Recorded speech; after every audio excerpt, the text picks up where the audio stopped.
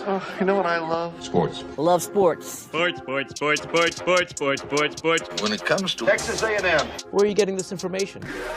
Let me tell you. Welcome to TexAgs. It's here. It's time. There's always a buzz in the air when you hit this moment. He is a guy that has gotten better and better and better. He's just got that dog in him. We will develop men. We will graduate players, and we will win championships on the field. I think of him as this hawk. Before long, he's going to be swooping in on those quarterbacks. And they embody what the school is about. It's about getting into hard situations and getting ourselves out. It's about working hard. It's about doing amazing things. And this is a real program. It's not fake. This is a real place. And if you want to be really good at football, this is a really good place to be. You know, if I'm betting on anybody, it's the Aggies.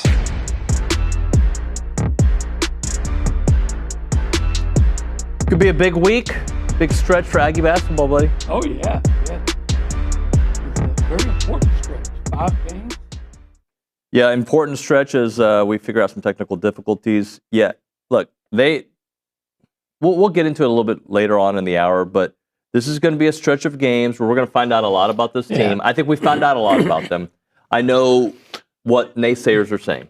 Here's what we know. Texas A&M basketball team is good. Mm-hmm. They're a good basketball team. The next 5 games, starting with tomorrow at Georgia, we find out how good. Well said. Yeah. Well said. I wanted to continue what we didn't finish yesterday on your column that you wrote about identifying where A&M could improve or decline in 2026. We're going to do the defense version. Yesterday, just to make sure I'm summing it up correctly, you think the place potentially for the biggest growth might be from the quarterback position? On offense. On offense. Yeah. Yep. Yeah, I do. On defense, I got a very strong opinion about that one too. But yeah, on offense, I do think. In fact, I expect it. All right, so let's go defensive line. Okay. And before you answer, because I know what you wrote. Okay. Before you answer, a year ago, had we asked we probably did ask this question. We did. I'm sure. We had 8 months of not off season.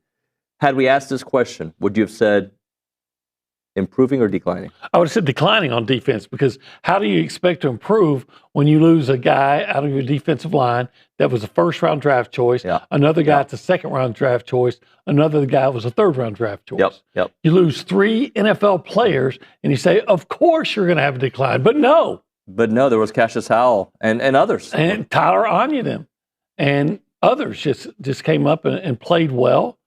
TJ Searcy, for that matter, the forgotten man. Yeah. And they were better. So, hey, we come into this saying these are projections. So this year, if I was great at projections, I'd project the lottery numbers tomorrow. Right, but and then you wouldn't see me on Monday. You won't see me either. Anyway, what about this year's defensive line?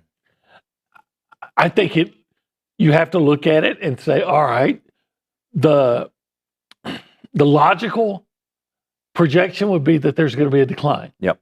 How do you lose Cassius Howell and get better?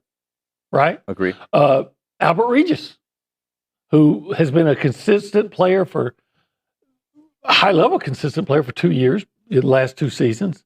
And others. I mentioned Onyedem.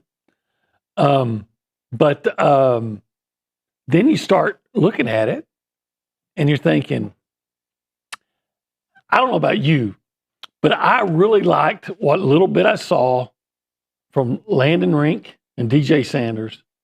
Didn't see much from Chase Sims yet, but we'll see. But those are 3 tackles that they brought in the last recruiting class.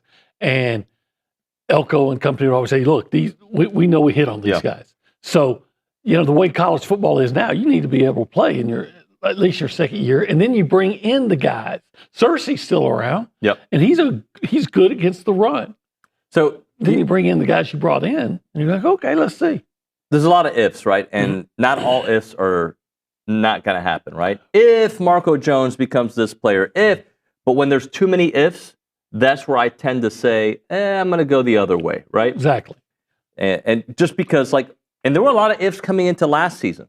A lot of ifs. What wasn't an if was the offensive line. What wasn't an if, I don't think, was the wide receiver room.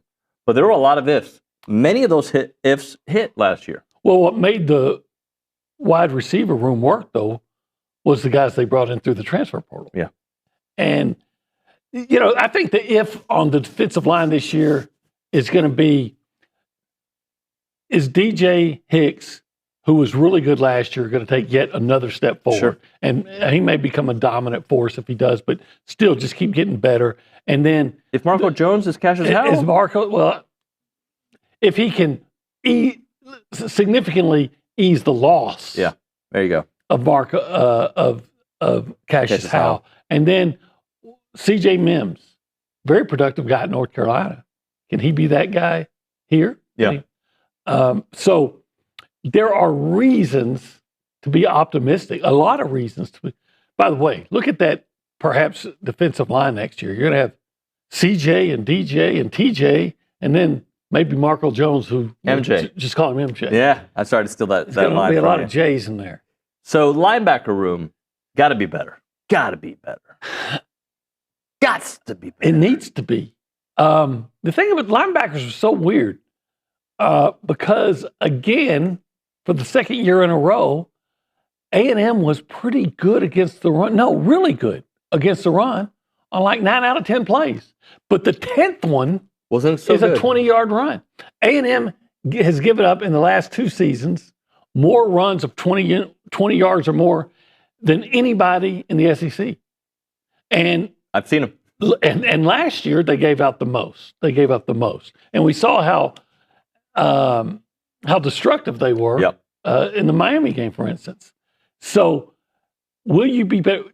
I think Damian Sanford will be better because he'll be in his second year as a starter. If you don't think that's a reason, I always go back to Edgerrin Cooper. Yeah, look what he was in his first year, his second year. And there's plenty of other, Buddy Johnson, even York for that matter.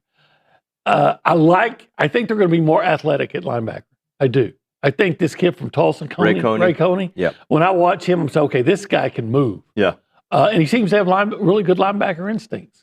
So, and then, who I was talking about being impressed by Landon Rink when I saw him play. Yeah. Who really, I would like, oh my gosh, when he didn't play a lot, but when he did. Who's this? Noah McKell. Yeah. Oh, yeah. Noah McKell, when he played very well. Yeah. Absolutely. So, and then there's guys like Lockhart that are around that, I'm really, I do think that you're going to see, I think I put that I thought the linebacker would be improving. You did? Yeah, and I believe that. Secondary, gots to improve. I use a Z on that one. Yeah. Gots to improve. Do they? Because yeah, they got to get interceptions. well, and that sets a bar. You can't have one interception from your DBs. One. And then you return it to the 6-yard line and got nothing out of it. But look. Thank you, Dalton. On the surface, how would you say you lose Will Lee and Tyreek Chappelle and get better? But the word is, and we have to wait and see it happen, the word is Ricky Gibson is the real deal. I mean, he's every bit the player that Will Lee is. Okay. All right. Then, okay. And then I think we saw Jordan Shaw play really well at the end of last year at that nickel position. I think that Des Ricks continues to get better. Let's hope so. He had a solid year. Bryce Anderson coming back. We didn't see much of him last year. Unfortunately, he got hurt early on. But that strengthens the team. And Miles Davis, right? Well, you see, I think the safety, I'm guessing. Obviously, we're just guessing. I'm guessing your starting safeties next year are Dalton Brooks. And I'm going to butcher the name. So I just say the kid from Colorado, Byard. Byard. Yeah. And his first name is it's Tawfiq. Yeah, right. See, I struggle with Tawfiq Byard. I got David down. Tawfiq. Let's practice. Tawfiq Byard. To defeat the SEC, you've got to have Tawfiq. I don't know anybody that covers Colorado anymore, so I didn't have anybody I could call to get the scouting report. So I read stuff. And I read stuff that would lead you to believe that he was their best defensive player last year. You know what? They only got one interception. But hey, at least he got one, right? This is true. And you know what? I know you know this, David. You're not suggesting that interceptions are not the end-all, be-all of the good secondary. You got to tackle. And I've said this before, and I'll say it until, I'm done. Dalton Brooks plays 10 years in the NFL if he improves his tackling and becomes a sure tackler. Yeah. I was watching, because I'm this way, I have no life, I guess, but I'm watching the replay of their game against Notre Dame last year. And I'm watching defense. Yeah. And I think it was Jeremiah Love. It might have been Price. But there's this play that they get a touchdown on, about a 17-yard run, where Dalton Brooks comes up and he's there to make the tackle, and it's going to be a 1 or 2 yard gain, and he just misses the tackle on his touchdown. And there was other plays like Dalton Brooks. Work on your tackling, and you're an NFL player for a long time. Kicking game gots to improve. To me, the only place the kicking game can take a step back is in the return element of it, because Casey Concepcion's but Terry Bussey's pretty dang good. Yeah. We saw a long kickoff return called back against Notre Dame, and then a long kickoff return to open the second half. Maybe we forget this against LSU. Set them up at midfield, and we know what happened in that second half. Look, but the A&M was last in the SEC in like 125th or something like that nationally in field goal percentage. Right? They bring in David Olino from Illinois, 20 of 23. I'll take that right now. Right? Yeah, and that'll be and then Tyler White, the blocking's got to get better. You can't have 2 punts in a, you may go 2 or 3 years in a row without having a punt block, and you have 2 in one season. Yep. One's a touchdown, one's a safety. So got to get better. And maybe he needs to learn to kick faster as well. The kicking game has to get better. Yep. All right. This is TexAgs Live. We are presented by David Gardner's Jewelers. We are in the Rollo Insurance Studio. It is the Go Hour presented by the Warehouse at CC Creations. And we are currently hanging out in this cool area that we call the Holistic Planning Cool Zone. It is so cool. We're both wearing green today. That's pretty cool. It's just a thing. Oh. Yeah. And if you want to be a part of the conversation, you can call us up on the Buppies Catering and Bartending hotline, 979-693-1150. And if you want to text us, it's the same number, isn't it? It is, 979-693-1150. And that is the Catalyst Pure Performance Energy the PPE. Line. Are you down with PPE? I'm down with PPE. You know me. Down with PPE. All right. OB is naughty by nature. Let's go behind the glass and say hi to Nick Savage, our director. Nick, what up, buddy? Howdy, good morning, y'all. Just wanted to say hello to all of our Twitter viewers. We're now streaming on X. Sorry, should have said X. On the TexAgs Live account. So, Olin, your cancelization will just increase. My cancelization? Cancel. Yeah. You know what I'm trying to say. Am I getting canceled? Yeah, I think it's going to be expedited now that it's we're on inevitable. Twitter. Yeah. How do we feel about Gronk? Well, I thought he was one of the best tight ends ever. No, not Gronk. Grok. G-R-O-K. I know what that is. It's supposed to have the answer to everything, right? It does. Like, if there's anything on Twitter, they're like, is this fake? And I look for some, I will never ask Grok. But somebody asks Grok, is this real? And then Grok gives you a response. Yes, this photo's from 1978. Blah, blah, blah, blah, blah. You reckon they wondering if I'm just some AI-generated thing? I don't think they could make a version of you through AI. I don't think it's possible. That's right. Try to cancel me. They will. They will. Hey, if you're, I said try. If you're easily offended, you may not want to watch me. Yeah, so now I'm born to offend. You're an offender. Yeah. So instead of the Avengers, you're the offenders. I always played offense. So we have now the ability to watch us on the CW in town. Yeah. Right? Mm-hmm. You can watch us on Space City Home Network. That's right. In Houston. Right? Out of Houston. Yeah. Hey, shout out to H-Town. Hopefully in Dallas at some point. You can listen to us on The Zone, KZNE. Appreciate them. Yeah. Right? You can watch us on TexAgs.com. Yeah. You can watch us on YouTube. Mhm.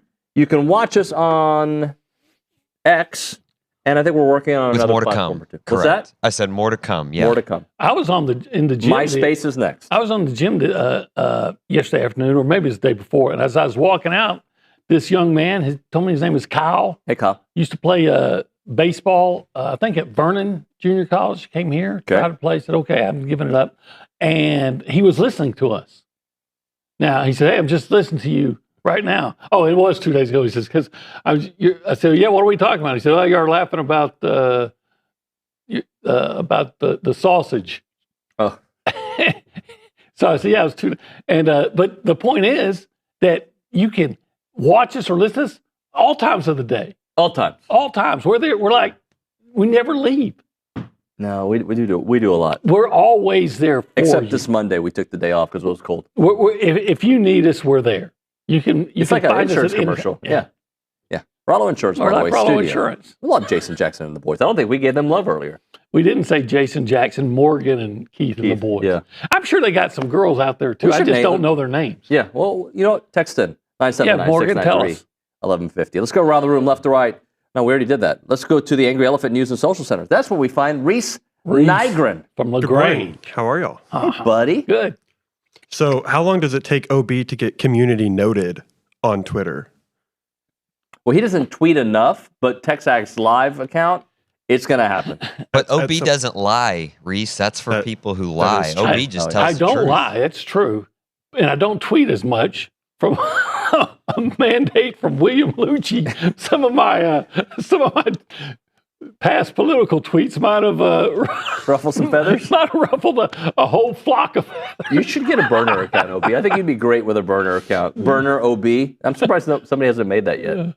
Yeah. Sorry, don't give it any ideas. Luke will make another account. Like one of the basketball players with all their new Instagram accounts, like Rashawn Aggie lover and all of I that. haven't seen that one. You haven't? Mm-mm. They're like Luke said, they're literally everywhere. Yeah. Like every basketball comment section, there's probably 4 or 5 of them. There's a Luke Evangelist one now. There's not a Luke Evangelist There one. is. Luke made a fake one of himself. I guess. Or but- somebody is such a fan of Luke's. Look, I'm not from that world. Okay, I'm just not. What, Reese? What possesses somebody to be like, I'm going to make a fake account about somebody that I kind of like, I don't know. and I'm going to tweet like them. I wouldn't do it. I mean, it's like If you you did, you wouldn't tell us. No, it's like if you made a David Goggins like fan account and just started like, You know how I do my David Goggins fan account? I just do the work. I just wake up and run. That's what I do. You don't have to make an account. Anyway. we had a question on the YouTube page for OB. It said, OB, would you feel a lot better in the linebacker room if we got another one via the portal? If we had gotten another one via the portal? Well, it depends on who he is. You know, you don't want to add just to add, right? Right. And I think we've seen that in the past. Yeah, I mean, if it was a guy that had a background, a track record of being very productive, sure. But you know what? I still think you got to bring up, you know, you got to develop the guys you bring in from high school, and like a Noah McHale. Yeah. So I'm always very open-minded to see what, you know, these young guys are going to do too. I don't think all the answers are in the transfer portal. Yep. Let's hit a break. We'll come back and check in. LSU would agree with me on that, by the way. Well, but they went even harder this year. You keep doing you, LSU. They went even harder this I know. year. So, but probably a better coach. I'm going to go to lunch today, OB. Yeah. Yeah. I No am too. bit, real conversation here, right? I'm Yeah. going to lunch today. Where are Right. you going? Well, Actually, don't tell me where you're going unless you're going where I'm going. actually, I may be going to 1775. That's where I'm going. I asked the wife, like, you know, she's doing this fast where she doesn't eat past a certain time, like 5 p.m. or Okay. or that, That's maybe great. even earlier. Yeah. For like 30 days. It ends Sunday. Okay. And I said, well, you want to, and then she started talking about so I asked her, I said, what is your day like today? This is last night. She said, oh, I've got this going on. I got to see this person. I got to do this. I said, oh, I guess you're not going to be available to go to 1775 for lunch. And this is a true conversation. She goes, Well, why wouldn't I be? Of course I'll be available. You want to go? Yeah, I'll go. You don't think I can take a lunch? I'm like, okay, honey. Okay, we'll go to lunch. Down. Yeah. You know? Well, I'm taking my jiu-jitsu coach, Joe Cirillo, who's going to come watch the show later. I'm going to take him to go eat because he hadn't had it yet. So I'm like, bro, man, you got to try it. Yeah. And the problem with that is he made some of that jiu-jitsu on you for holding out so long. That's kung fu. That's not jiu-jitsu. Hey, who's the kung fu guy? That's Allen Schoonover. Oh, Schoonover could destroy us all. But that being said, I'm going to get the sampler, and I'm getting 2 cases of mac and cheese. Done. Ordering for him. I don't care. Already have to. Done. Yeah, I don't even have to order. Yeah, because the sampler's the best. See, I agree. I can't do that when I take Irma because she throws curveballs because she may get that big potato I told you that's stuffed with brisket, or sometimes she just orders things that women order. They just do. Sometimes I think it's just to be different. What do women order? Well, sometimes there's some kind of a salad. So men don't order salads? Not manly men. 1775txbbq.com. Sure, a bunch of in Austin do. 979. They're watching. 492. You don't go to 1775 and order a salad. Do they have that as an option? I don't even know. Let me give you the phone number, I promise. 979-492-6241 at 1775. And it's good.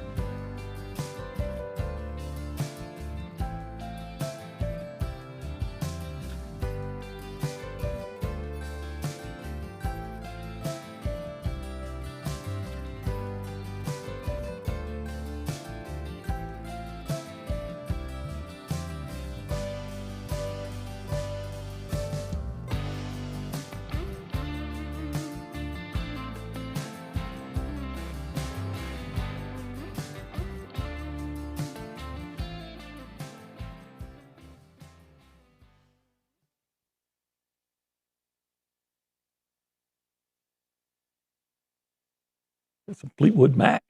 Yeah? Rhiannon.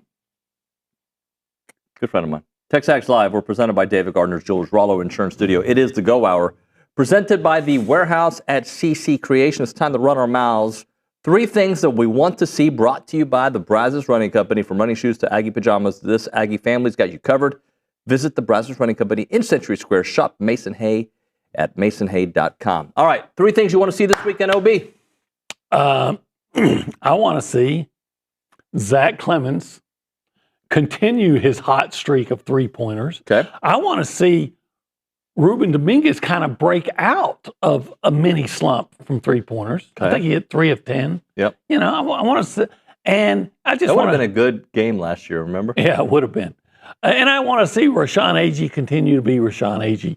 And if I see all 3 of those things, then I'm very confident that I'll see the Texas A&M Aggies continue their hot streak. And I think that'd be their 4th straight win if they were to pull that one off in 10 out of 11 games against Georgia. So, scoring off the bench in a high volume.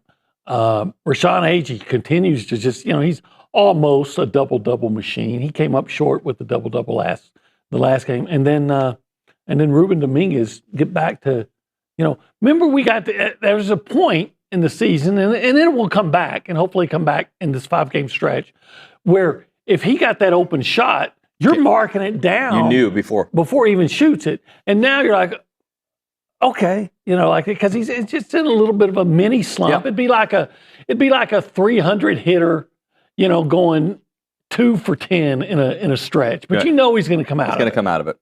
Here are my 3. Okay. Good start. Good start. Good finish. Good finish. All right. Is that 1 or 2? That's 1. Okay. All right. Because, I know recently the Aggies have been blowing teams out, but many of these SEC games are going to come down to the last possession or 2, right? Most will. So let's get a good start, because you don't want to play from behind on the road. No. Right? And let's finish strong. Finish strong all the time. Let's narrow the rebounding edge if possible, please. I think that's very possible in this game against Georgia. Yeah. Right?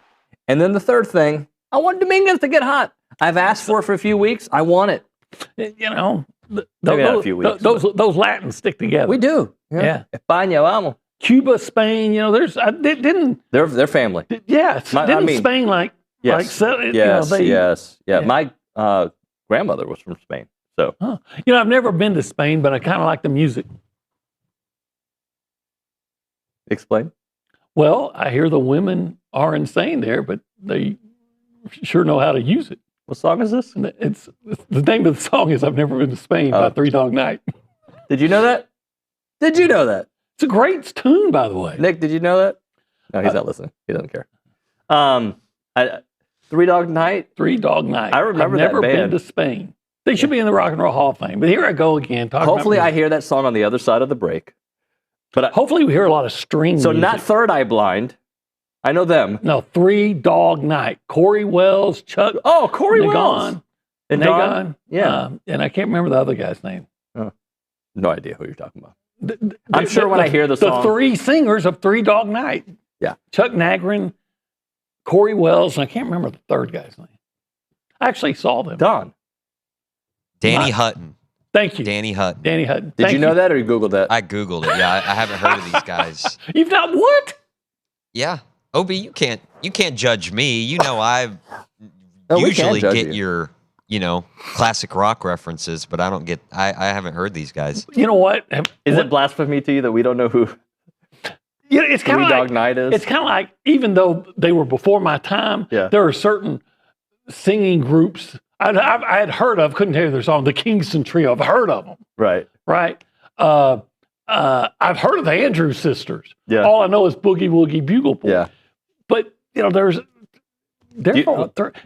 we have a lot of people that are listening. I know they're part of my demographic. Yeah. And they are, not only do they know 3 Dog Night, they probably went to parties and had 3 Dog Night blaring. Just like NBA Youngboy. NBA Youngboy. Yeah. Would that be a Cooper Flagg? No, there's an actual rapper. He's a young boy in the NBA. He scored, 40? 49. 49. And lost. And he's of 19. Of course they lost. All right, we'll hit a break. We're going to do a deeper dive into basketball on the other side. Let's talk Rollo Insurance, OB. Morgan takes care of me. I was on the phone with Morgan just yesterday. Yeah? working some things out. He was giving me some advice. Okay, Morgan's great. Rollo Insurance takes care of our family as well. Car insurance, home insurance, you name it. Rollo Insurance is the way to go. They have 60 offices in Texas, but they're actually all over the United States, and they're going to take great care of you like they've taken great care of many of us TexAgers. And also, they are the official insurance provider of this program, TexAgs Live. This studio is named after them. You should call them up and get all the information you want if you want a personal agent who knows your situation by name and by face. He's going to know the entire situation for you and help you find that right insurance product.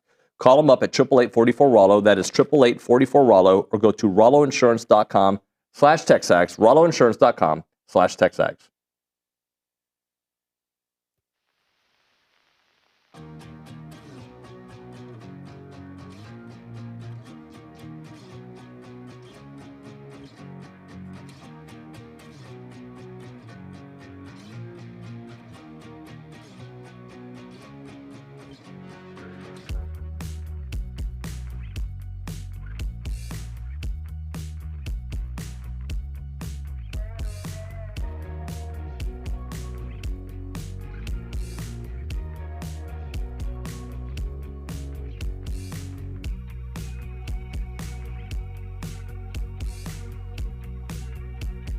I wish I had Olin here for it because he loves energy drinks. Catalyst Citrus Spark. This is one of the new flavors out there. Whether you're grinding through workouts, cramming for a test, or closing in on a deal, or getting ready for TexAgs Live, you never know, right? Fast becoming the go-to fuel for Aggies everywhere. Zero sugar. I'm all in for that. Or synthetic sweeteners, no artificial colors or flavors. Catalyst delivers clean, high-performance energy with smooth, crisp taste that is never syrupy, designed for both health and hustle. You want to get going? You use this Catalyst right here. It's about pure energy and pure results. And what sets them apart? Packed with premium nootropics blended to boost focus, clarity, and mental stamina. I need this. I'm in, guys. I'm in. Plus, with plant-based caffeine, vitamin B12, B6, Catalyst supports metabolism and energy production, making it more than a drink. It's your lifestyle training partner. Built for competitors on the field, Catalyst fuels strength, focus, and pure results. Buy now at drinkcatalyst.com. That is drinkcatalyst.com. Train harder, think sharper, pure results. It's Catalyst.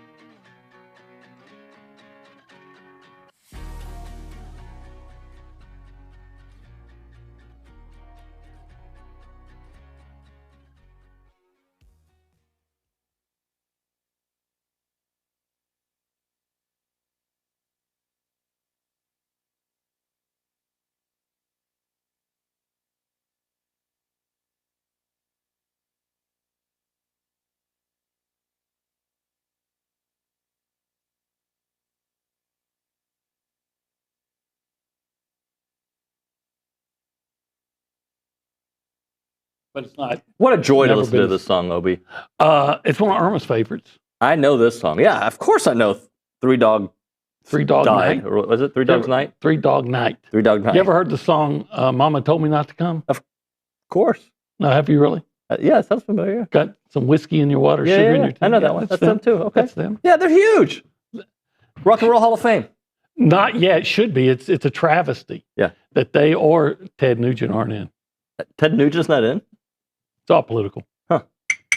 TexAgs Live. We're presented by David Gardner's Jewelers, Rollo Insurance Studio. OB, we started the show with a sentence and then we moved on to football. We're going to go deeper into basketball here. Is it, I was struggling how I wanted to label this segment. I put it, is it gut check time for the Aggies? I don't think the gut check time is fair. I think what you said earlier in the show is probably a little bit more fair, longer statement, but how did you phrase it? Something to I the said effect of? we know what we know about them so far is they're a good basketball team. Texas A&M has a good basketball team. The next 5 games are going to reveal just how good. You know, if they go 5-0, they're great. Mm-hmm. If they go 4-1, man, these guys are really good. These are really good, elite in the SEC. Even if they go 3-2, you're like, man, that's really good. Even if you go 2-3, they're pretty good. Man, these guys are good. That's a heck of a stretch, and a lot of these games are on the road. Even 1-4, I think the only way you can come away from it going, okay, they're good, is if they go 0-5, and I don't expect that to happen. I would think that at minimum they're going 2-3 through this stretch. 2-3, I still think puts them in that. Oh, they're in great shape. 2-3. Now Bucky McMillan is not, and the players wouldn't say we're not going to be satisfied with 2-3. We're going for 5-0. Yeah, as they should. But just understanding they do have limitations, and what I think is what's so strong about them, I think they understand their limitations and play to their strengths all the time, and play hard all the time. And I think they're just their style is just a problem. To me, it seems like football guy. We've talked about this. It seems like the old Georgia Tech triple option. Nobody else did what Georgia Tech was doing, so they gave other teams problems because I got to figure this out all in 1 week. Well, you don't even have a week with A&M. And I know, look, a lot of teams play up tempo, and A&M does some things a little bit different that teams don't often see. Yeah, I agree with that. And quite frankly, I'm told this by people that knows basketball better than me. So skeptics will point out the schedule and say, all right, cool, A&M wins games, but they've only played 5 quad 1 games so far, the fewest of any team top of the league. Well, again, that's not their fault. They had no choice because of the situation that the former coach left them in. But my answer to that is, well, they beat Auburn. Auburn beat Florida. They beat Texas. Texas beat Alabama and Vanderbilt. They beat LSU. LSU actually beat something. Was it Missouri that LSU beat? So I think South Carolina even has an impressive win in there. So the point is, you just haven't played those other teams yet. You beat Texas on their home floor after they had beaten. They were on a 2-game winning streak. Mm-hmm. So I just don't see where that holds water. Oh, you didn't beat these teams. You just beat the teams that beat these teams. Yeah, I agree with that. A&M, so one of the things that I wondered early on is, who's their closer? Who's their guy? And I've kind of come around to not caring as much because I think a couple guys are emerging, right? Uh-huh. I mean, we know Rashawn Aggie's emerged, right? Right. Rylan Griffin has emerged. And then you have other guys that have had their day. Griffin's playing great. But here are a couple things it says. 5 different scoring leaders this year for A&M. Aggie's led them in scoring. Jakari Lane's led them in scoring in a game. Pop Isaacs has. Zach Clemens has. And Rylan Griffin. And I wondered what that looks like compared to the league. Florida, who's considered one of the big dogs in the SEC, right? They've had 6 different people lead them in scoring. So you're in good company. Yeah, defending national champs. Yeah. Again, I think that's, we've talked about this too. Depth is one of A&M's strengths. They have so many players that can beat you, that can hurt you. That's why I think that they're usually so good in the second half. not only are they wearing down people, but they can stay relatively fresh because they have so many people that can play, and you can still play at a high level even when you're a substitute. I think the question for A&M, and I don't even know if Bucky would have this answer, is, all right, you need a basket. Who's your go-to guy? I'm trying to think. Who would it be? Would it be Pop? Would it be Aggie? I mean, if you need somebody to take that last shot, is it Dominguez? Well, it might be Dominguez. I think in the last Griffin lately?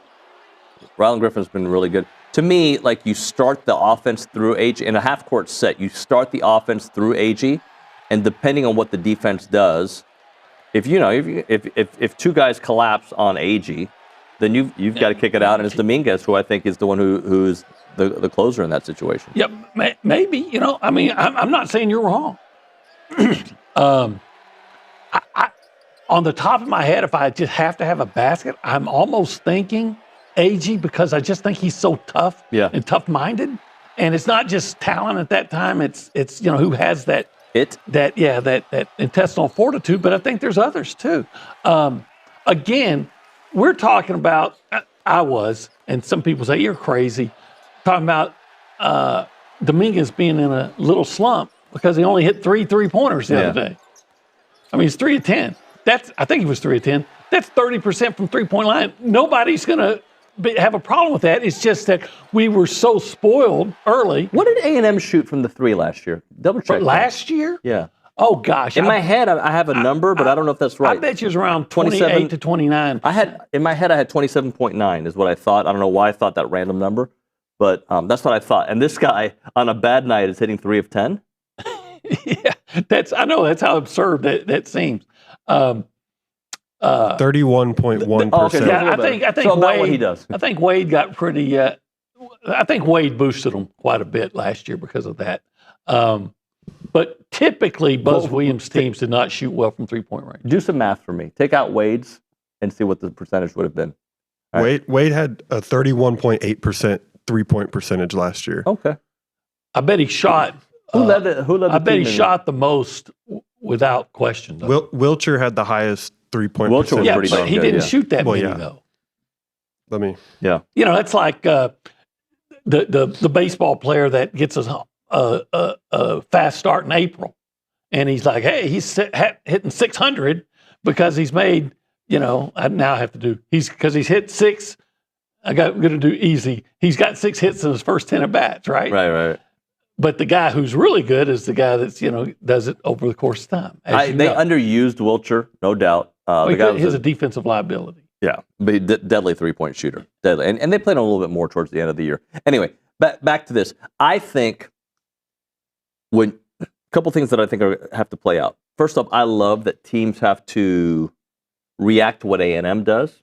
Right, that A&M's the proactive person. They're going to do what they do and make you play their style of game. To me, that is a gift. That is a recipe to beat teams.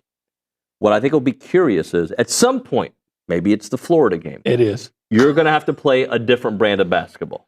Yeah, Florida, they're so big. And I think I have to do a deep dive because, quite frankly, I forget who was there or not. But if the guard play is solid and they're able to get the ball in, and then they're patient enough to work it inside. And if you're getting those easy inside buckets, typically that might slow down A&M on what they want to do. Yeah. All right, we'll hit a break. We'll come back with the final segment. We'll do bank on it and get to your text messages there on the Catalyst Pure Performance text line. Right now, Milliken Reserve, they're the farm-to-table community in College Station. They got homes, they got trails, they got farms, they got wide open spaces, and they have a mission to build a healthy community around nature. They're committed to treading lightly on that beautiful land that you can find Milliken Reserve on. They want to connect families to nature and to each other. They have an extensive network of trails throughout a wooded landscape that includes equestrian paths, creeks, ponds, and gathering areas. All the beautiful animals you can imagine are living there, from the white-tailed deer, the songbirds, the rabbits, the turtles. And homeowners at Milliken Reserve share in a legacy of conservation, which means generation after generation, you're coming back to that pristine countryside place. If you want to learn more, and it sounds like a place you want to live or just visit, go to millikenreserve.com. That is millikenreserve.com. Go check them out.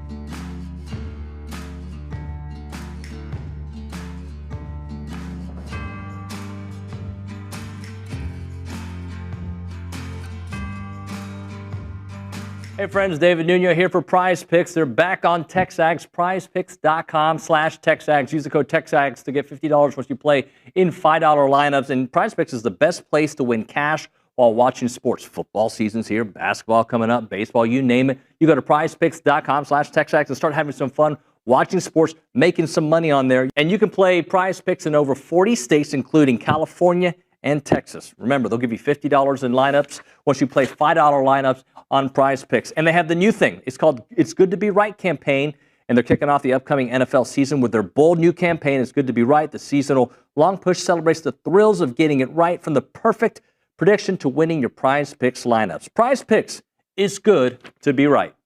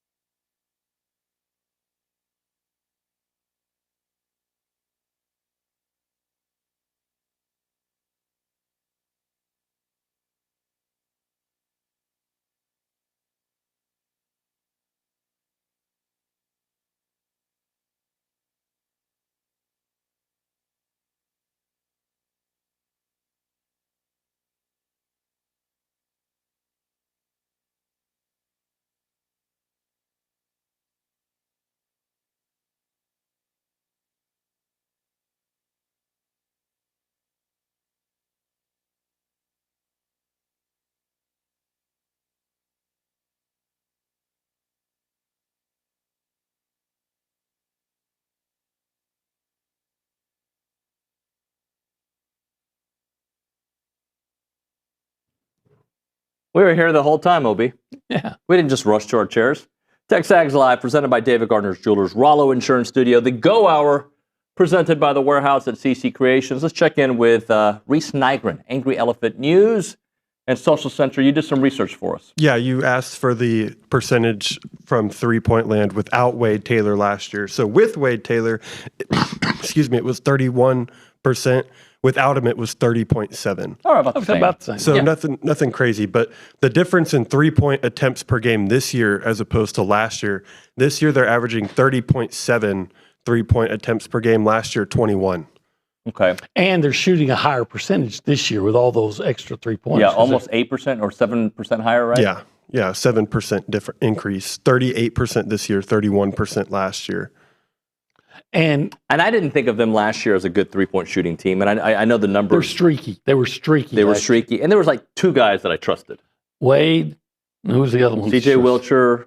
I'm sure there had to be another one. Phelps ended up second on the team from Jerk Phelps in three-point attempts last year. Oh, I didn't trust him on the three-point line. Anderson Garcia. Anderson Garcia somehow I did trust. He shot 38.6% from three last year. That's ridiculous. But not a whole bunch of them.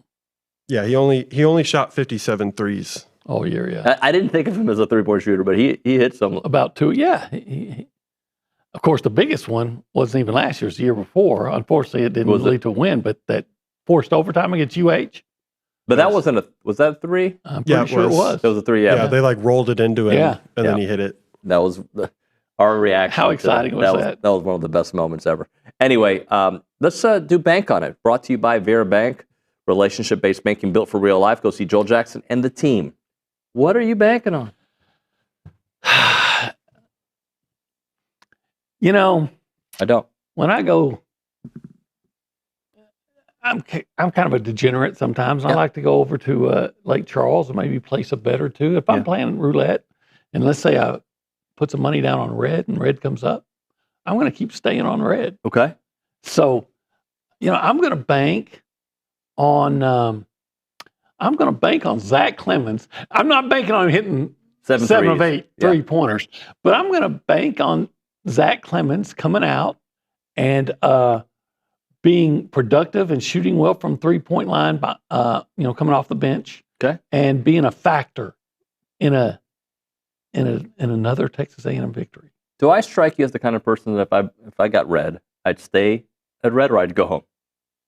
You strike me as a guy that, probably if first of all, you're probably not going to place a bet. Yeah, you're right. So far. But if you did and you won, you're going to take your winnings and head out. That's it.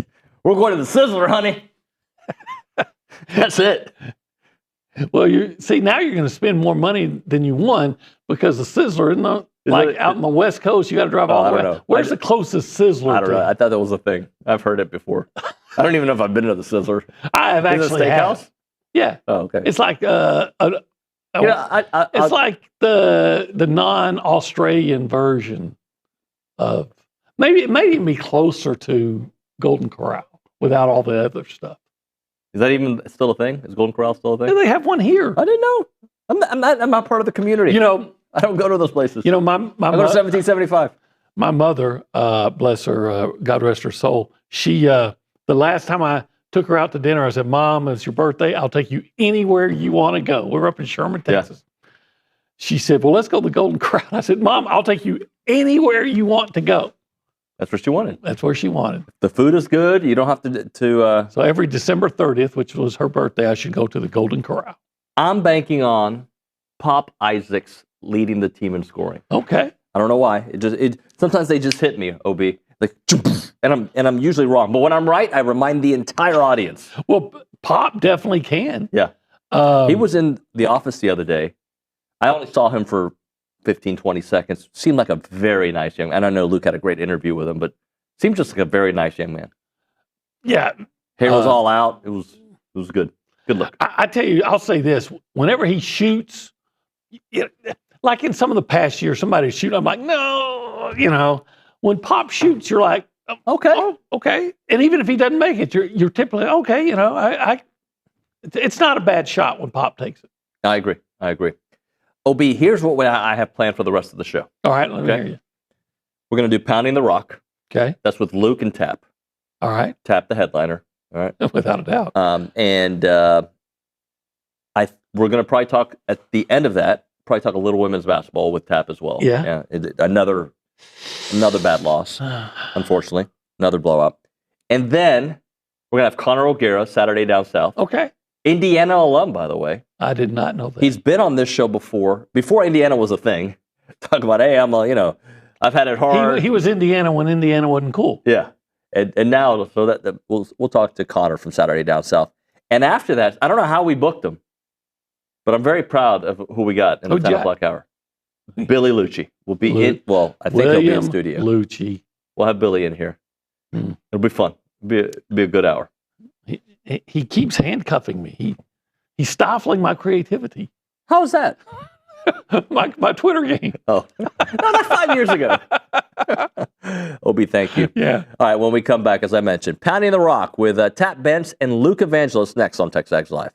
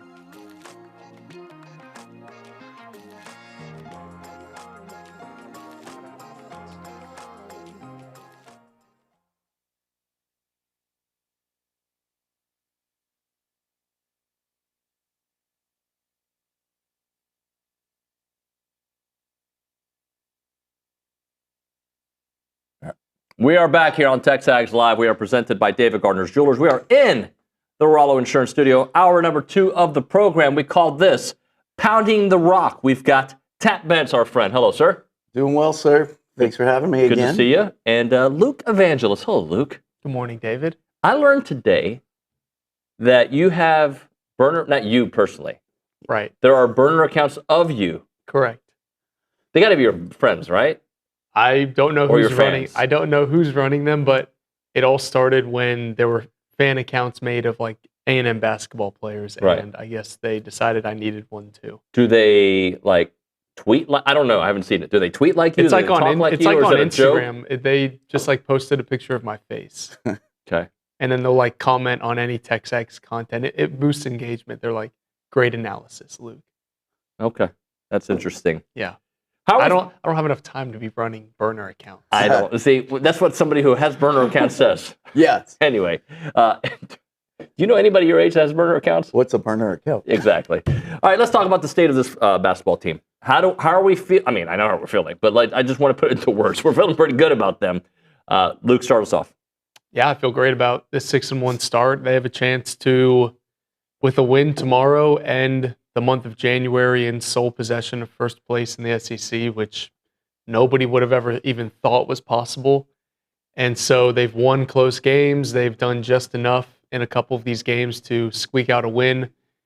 And it makes you feel great about, you can live with the Tennessees and the SMU results when you're 6-1 in conference play. Yesterday, I was with the women in Norman, with Oklahoma, and so when we arrived for the game, the men were practicing, and so I saw Porter Mosier and talked to him for a little bit, and he told me, he goes, A&M's the team story of the year, and I was like, wow, and so it was interesting to see here another SEC coach talk about it that way. So if you got SEC coaches speaking like that, what's Luke and I's opinion? So let me ask you this: how have they done it? And before we go there, because I think sometimes it's really easy to talk about, well, it's buckyball. It's this quote-unquote gimmick offense or gimmick style of play. And I think that's part of it. But you got to get players to buy in. They have to execute at a high level. And they have to learn, right? Like, this is not something you just tomorrow change the culture and it that's the mastery, I think, of that's what's been so masterful, of what Bucky's done so far. Yeah, I think the key here is, in the past, you had players who were in the same system for 4 years, and that system never changed, and you rarely saw much development. But here, you are seeing a staff that every single day this team is getting better because they started from quite literally ground zero of Josh Holloway knowing the system and Rylan Griffin having played in something similar before. Other than that, you've had to see 13 other players truly come together and rely on this system, believe in this system. And now that they have gotten there, you are seeing growth within that system, whereas you weren't seeing it as rapidly because it was just over a 4-year period in the past. So I think A&M basketball fans may not be used to this rapid ascension of them actually getting better tangibly every time they touch the floor. And that's just a symptom of great coaching in a great system and players who are 1,000% bought in right now. You are seeing that growth over a month and a half as opposed to 4 years. It's funny because when I was fortunate enough, I guess, with the switch in the schedule, I got to do the game on the Network Plus last week. And we talked to Bucky ahead of time, and he's like, he goes, probably had I come up through the college ranks, I may not be doing a lot of these things we're doing because they think one way. He goes, but I'm a high school coach at heart. Yeah. He goes, so if it worked there, why wouldn't it work here? And it seems to be at this point. Of course, we'll find out coming up. But to me, I think after talking to Porter again, I think it's the level of depth. The depth is really made the difference. We may not have that one superstar, but we got those 10, 8, 9, 10 solid guys that he just keeps coming in. And the other teams are looking for that number 4 and number 5 player that could be consistent for him. Tap, we've heard that buckyball or this style of offense, you talked about, Ryland had played in something similar, of offenses or teams playing a similar brand, Alabama, Georgia, for instance, right? Yeah. What is similar, but what is different? I wish I would, Luke will probably be a better person to answer on this because I don't do it, but just looking at it, I just feel like, and I've watched some of those other teams play, the pressure doesn't seem like they're there. Yeah, they may do some token pressure, but for the most part, we're full on, all out trying to make that steal almost every possession. Yeah, so like you look at the 3 keys of A&M: playing fast, pressure, and then 3-point shooting. Georgia plays fast. They don't have the 3-point shooting. And then, like Tap said, it's more of token pressure. Like they'll get into you, but they don't really want to trap the whole game. And then Alabama, since Georgia and Alabama are the 2 teams that play most like A&M, Alabama has the 3-point shooting and the speed, but they don't have pressure. And so you're about to play 2 teams that look like you, but they don't play like you. And so the key for A&M is, how bad do you really want to play this style? They're about to have 2 opportunities to prove it against teams that look like they can play like you and think that they can play with you. So now Bucky and his staff and his team get the chance to prove, like, hey, Georgia does what we do, but they don't actually execute at the level that we do. I'm curious, though, like with a bully, I'm not saying that these teams are bullies, but with a bully, until they get punched in the mouth, that's when they're not a bully anymore. So I'm curious, when you match that same energy versus these teams, is it about talent at that point? Or is it like, oh, we don't like when they do this to us. We like it only when we do it to you? Well, we're about to find out because teams that get pressed don't like to be pressed. And you saw A&M have trouble with UCF and SMU pressuring them. And we're about to find out if A&M and Georgia truly are like those teams. Has A&M made any adjustments? And Georgia, when they do press, does it very similarly to A&M. So we're about to find out, like, how well does A&M handle pressure? How well does Georgia handle pressure? Because they're the only 2 teams in this league that will actually pressure you. Now, A&M does it 100% of the time. Georgia more like 75%. I bet you Georgia doesn't have that cool little, commercial production. Exactly, yeah, they don't have that. That was fantastic. 12th Man Productions coming up with that. Yeah. Tap, what do you think A&M would prefer? And that, they don't care. They'll play anybody. Would they prefer to play a brand of basketball that's similar to theirs, like a Georgia that they're going to play? Or would they prefer to play a team more built like Florida? And I know Florida's the reigning national champions, but I'm just saying, for their style of basketball, which is more of a competitive advantage? I would think, personally, a team that's not accustomed to playing at that pace, so they can wear them down. I mean, what was Bucky's comment that, I don't believe guys are tired. I just believe they're soft. Right. And again, to me, it's just, I watch other teams, but I just watch other teams, and no matter what, I know we rotate a lot and they try. So is it the depth, or is it the amount of how we're in physical shape, or whatever it is? But that's where I think we tend to be better than a lot of these other teams. It's just we wear them down. Say that quote again, because I'm going to write it down. The guys aren't tired; they're just soft. That was not one my quote. That was Bucky's quote, though, right? Yeah. Oh, I'm going to put that on my wall. That's a great quote. Yeah, we're about to find out, like, how much depth does A&M truly have, because they have struggled against the 2 fastest teams they've played, Oklahoma State and UCF, gave them all kinds of problems. So we're about to find out. It's easy to enforce your will and go 10 deep against a Tennessee or a South Carolina that doesn't want to run up and down, and they want to slow the pace down.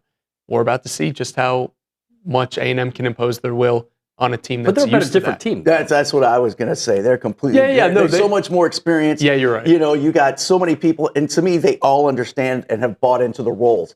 Early on in that season, we know everybody wasn't bought in. Everybody didn't understand what their role was.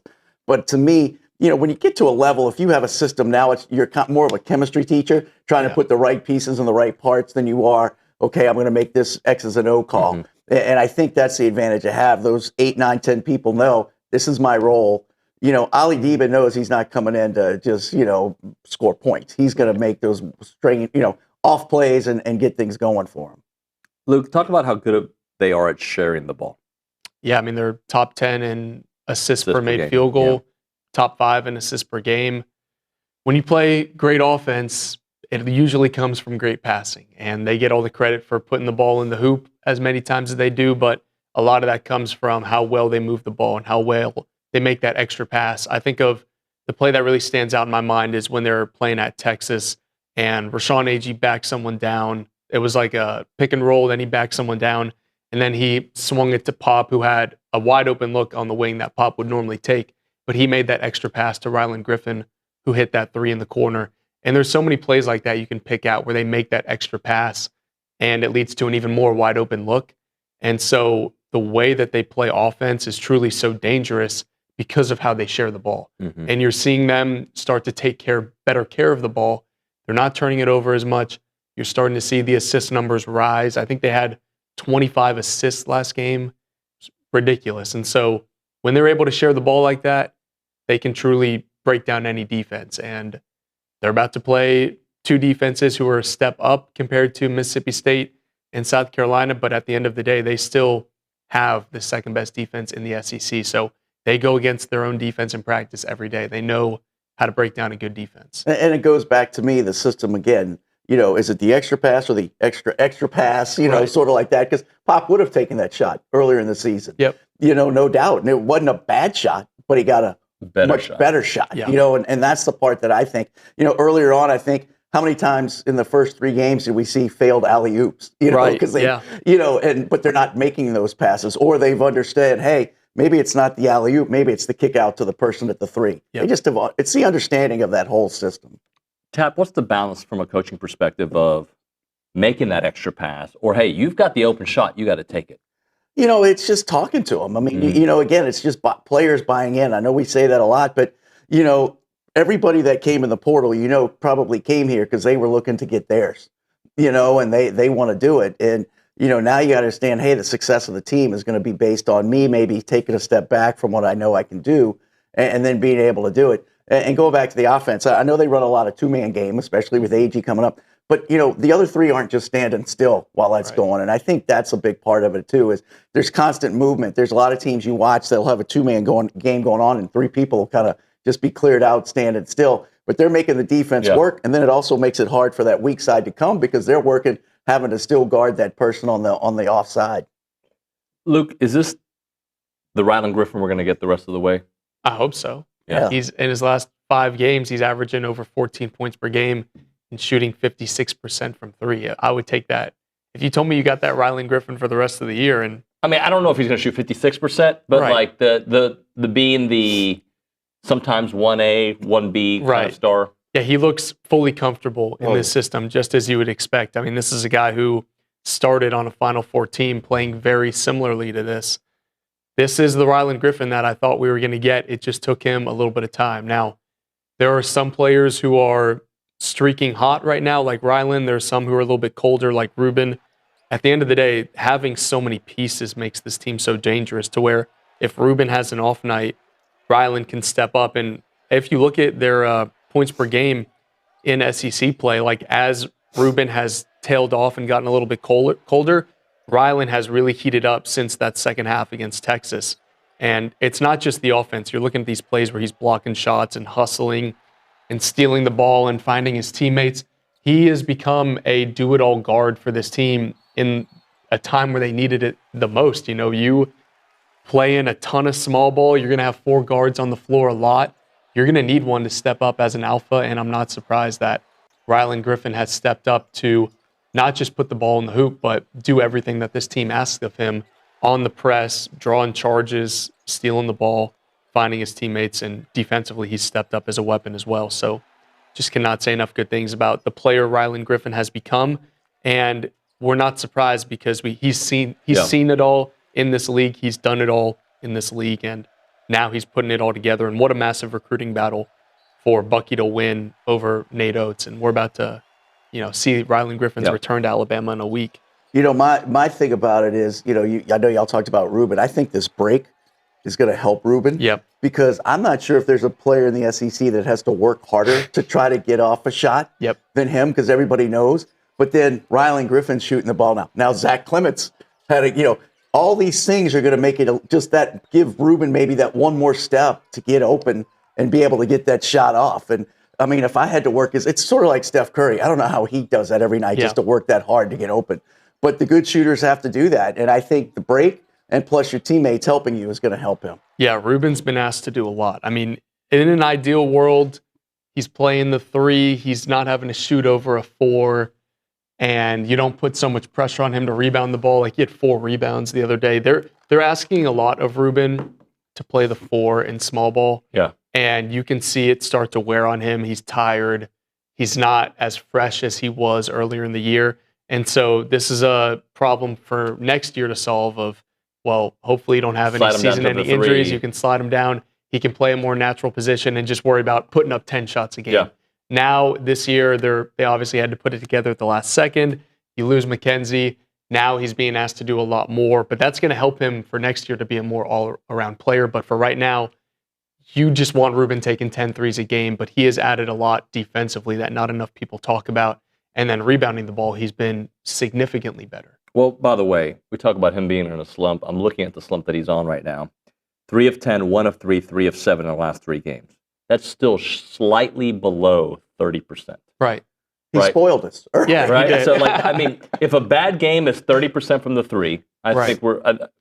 That slump would have made him 3rd on the team last year in 3-point shooting. Yeah. Right. So there's levels to it. This team has redefined what offense is, what shooting the ball means, and that's why you've come to expect such great things from Ruben Dominguez, because we know he's one of the best shooters in the world, one of the best in the league, and if there was ever a game for him to get out of that slump, it's this one, where I think he's probably going to shoot the ball 10 times because it's going to be a 75, 80 possession game.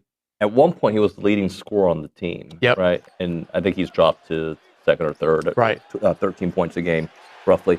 Bottom line is, though, this team, yes, we're going to learn a lot about them over this 5-game stretch, but I think the way OB phrased it was like, just how good are they? Not like who they really are. Right. Just how good are they? Yeah, if A&M loses a couple of these games, people are going to say, oh, I told you so. Like, A&M really wasn't that good. But at the end of the day, you know, A&M's not being judged the same as these other teams. Like, we've got our own standards for what year one should look like. And right now, it's do they get better every time they touch the floor? And how well do they defend their style, right? Like, they're about to go against 2 teams who are going to push them in ways that they like to push teams with their tempo, with their 3-point shooting, with their pressure. I want to see how well does that identity hold in year one. How bought in are these players? Because it's one thing to enforce your style against Mississippi State and South Carolina. Now, can you do it against Georgia, who's a projected top 8 seed? Can you do it against Alabama, who's a top 5 seed? I'm not going to ask them to do it against Florida because Florida, we know they're going to out-rebound them by 30, but can you find other advantages turning them over and shooting the 3? And then ultimately, the key here over these 5 games is how well do they handle adversity? Because they're going to lose a couple of these games. Nobody's saying they're going to go 4-1 or 5-0. So if they were to lose to Florida, how well do they bounce back and take care of business at home against Missouri? If they lose to Alabama, can they still put together a good effort against Florida? So I'm just looking for how do they respond in these individual games to adversity, but how do they respond when they have a couple days to marinate on it if they were to lose some of these games? Tab, how many times have you covered a game or coached in a game where maybe the 8th or 9th player off the bench ends the game at halftime? Zach Clemens the other day, I mean, what he just did in the whole game, 7 of 8, right? But the game was basically over at halftime because of his shooting. Yeah, you know, it was funny because I think at the 7-minute mark, they'd cut it to 18. And so, of course, being on TV and we were supposed to be down the middle, I'm like, hey, you know, South Carolina has an opportunity. They hit a couple of threes and they had gone on a run, you know, or 2. So you could have seen it. And then I think we come down and hit 3 threes in a row and just end the game. But, you know, we heard a lot about Zach Clemens coming out of that, I forget. Kansas, you know, and he hit those 3 threes or what, you know, it just, as far as what the game was. And I think preseason, or it was one of those games that didn't count early on, I think. Yeah. And he had this game and all this. And so I think I kept waiting to see it because I didn't, you know, but all of a sudden, well, maybe now if he starts rounding into shape and getting it. But I think also the team is also loving this atmosphere and they're loving the environment that they're playing in, because just to watch them after that game. And so we interviewed Zach Clemens after the game. And the first thing he did is he ran right to the students and they all did that jump. And it's just so much fun to see them buy in to not only Bucky, but to Texas A&M. Yeah, it's Go ahead. Oh, I was just saying, like, Reed Arena has returned to the form that it was when you were 3-4 years into the Buzz Williams tenure and everyone knew these players. I just think it's really impressive and a testament to what Bucky has built in such a short time, that the student section was completely full for a late Tuesday game, snow game, and the second deck was half full. The students have bought in, the fan base has bought in, and even though you may not be able to name every single player on this roster, if you saw them out on campus like you had with the old teams, I think A&M has truly embraced this team, and that's why they are so fun to watch, because they are really tough to beat on their home floor, and we know just take care of business at home and they can make the tournament. And the fans have showed up to make that an impossible task for visiting teams. Luke, real quick, got to hit a break here, but the zone seemed to get to A&M for a little bit, and then they adjusted. Is that going to be, you think, a tactic that most teams use on them? Yeah, I mean, there's going to be times where A&M is driving past everybody, and teams want to put an end to that, so they go zone. But if A&M's shooting the ball like they did against South Carolina and Mississippi State, I don't know how many teams are going to want to stay in zone if A&M can just pick them apart from three. But at the end of the day, A&M's got to make those shots to take them out of zone. Luke, thank you. Tap, let's stick around and talk a little women's basketball for a moment. Moment for Caldwell Country Chevrolet, Highway 21 in Caldwell, online, CaldwellCountryChevrolet.com. When you're looking for a new vehicle, you got to trust the source. You got to make sure they have all the vehicles you're looking for. You want to make sure the pricing is great. You want to make sure that they have good trade-in value, and then the customer service. And all of those can be answered at Caldwell Country Chevrolet. They are the ones that we bought our Tahoe from a couple years back, and it has been fantastic. They take care of you in many, many different ways. But just know this, the excellent trade-in value, the great pricing, and that customer service I talked about, complimentary oil change for as long as you own that vehicle from Caldwell Country Chevrolet. And the selection is fantastic, top-notch. It's about a 15-minute drive, the edge of Bryan to the beginnings of Caldwell. A short conversation away, but you'll see the difference when you step on the lot and do business with the great people at Caldwell Country Chevrolet. Highway 21 in Caldwell, online, CaldwellCountryChevrolet.com.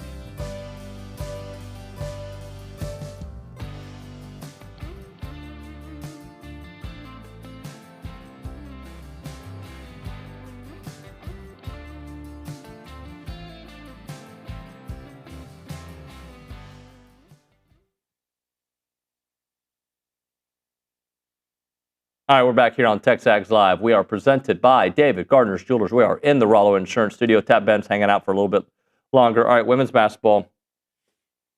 I don't know. Is this the roughest stretch you've seen in women's basketball in your time covering it? If you play one game out of your last, I guess, 6 from a team that doesn't have, in the top 10, I would like to see anybody else that has done that. It's almost like the reverse of the men.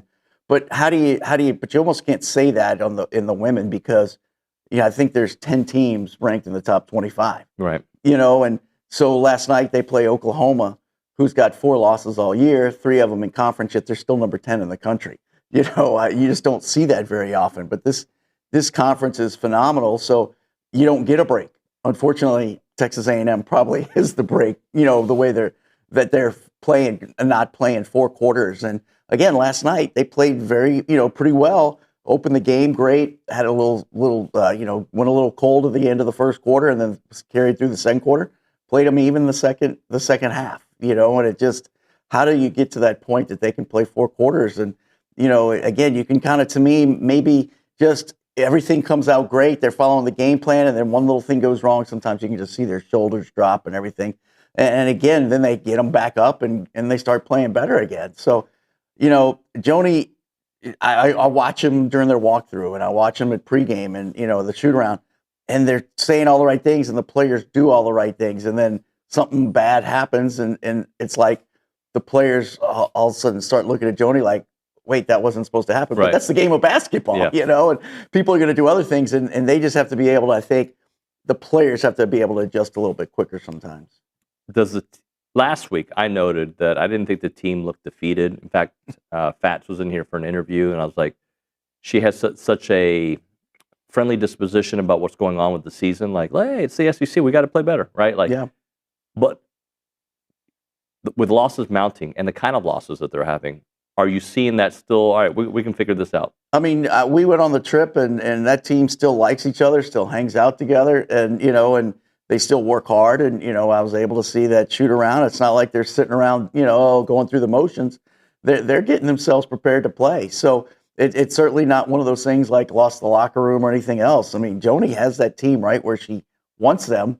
Now they just have to go out there and finish everything that she puts on the board for them to do. Was it 10 steals against Oklahoma? Is that right? Or turnovers? Did they force 10 turnovers? I think it was more than that last night. They really did a pretty good job early on. Like I said, they came out early and really pressured OU, and OU was struggling, and A&M was the one scoring in transition.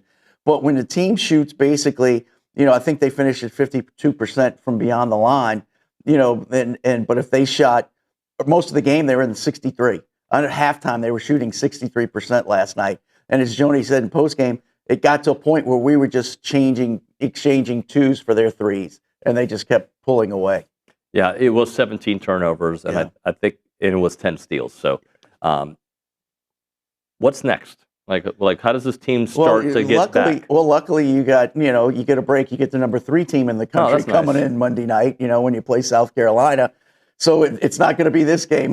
But again, you never know. I mean, Tennessee lost last night to Mississippi State, unranked Mississippi State. So there's an opportunity. Alabama beat Georgia pretty well, who was the 25th team. I go back sometimes and wonder if A&M would have held on in that second half against Georgia, where would they be right now? Because Georgia, they had Georgia beat. And so, again, sometimes I feel like it's almost more that confidence thing, and don't question yourselves. I think that put a little seed in their brain, unfortunately, and somehow we got to get that seed out of their brain. So we had Kaylee Lee on, I think on Tuesday, and we talked a little bit about how, like, the men's side could be multiple guys stepping up on a certain night. On the women's side, it's Fats and Iciera, right? Like there hasn't been a third person really. Lauren Ware when she's healthy. So Lauren played, I think, 21 minutes last night, and there's such a different team when she's on the floor. And not that Lauren May did it, but Lauren went right at Reagan Beers last night. They're All-American and more than handled herself. And it's just it's a different. When Lauren's not on the floor with the veteran leadership, I think they lose the communication because she talks to the rest of the team defensively and even offensively. She's like pointing people. You're supposed to be here. You're supposed to be there. And so it's just one of those situations. And, it'd be maybe similar to if the Aggies lost Rashawn Agee, the men lost Rashawn Agee, who would be that guy that would step up and be that vocal leader. And, without Lauren and the limited minutes she's able to go, but I'm telling you, when she's on that floor, she gives you everything she's got. Tap, appreciate you, buddy. Thanks, Thank brother. you. All right, we'll hit a break here. We'll come back. Connor O'Gara, Saturday down south. Farming and ranching families think differently, guys. It's not about thinking about today. It's about thinking about tomorrow and the next generation. And that's what Heritage Films does. They get to capture these stories about the here and now or the past, and they present it in a way to kind of teach the future. So if you have grandkids that you want to share your family ranch story about, or your family business story about, or just your family, this is the way to do it, guys. You want to keep that blueprint of your family together and for the next generation that's going to inherit it. Do a Heritage Film. 2-hour documentaries. You're going to love it. You're going to absolutely love telling your family story, and Chance McClain is the best at doing it. Call them up at 713-893-8341. That is 713-893-8341, or go to yourheritagefilm.com. That is yourheritagefilm.com.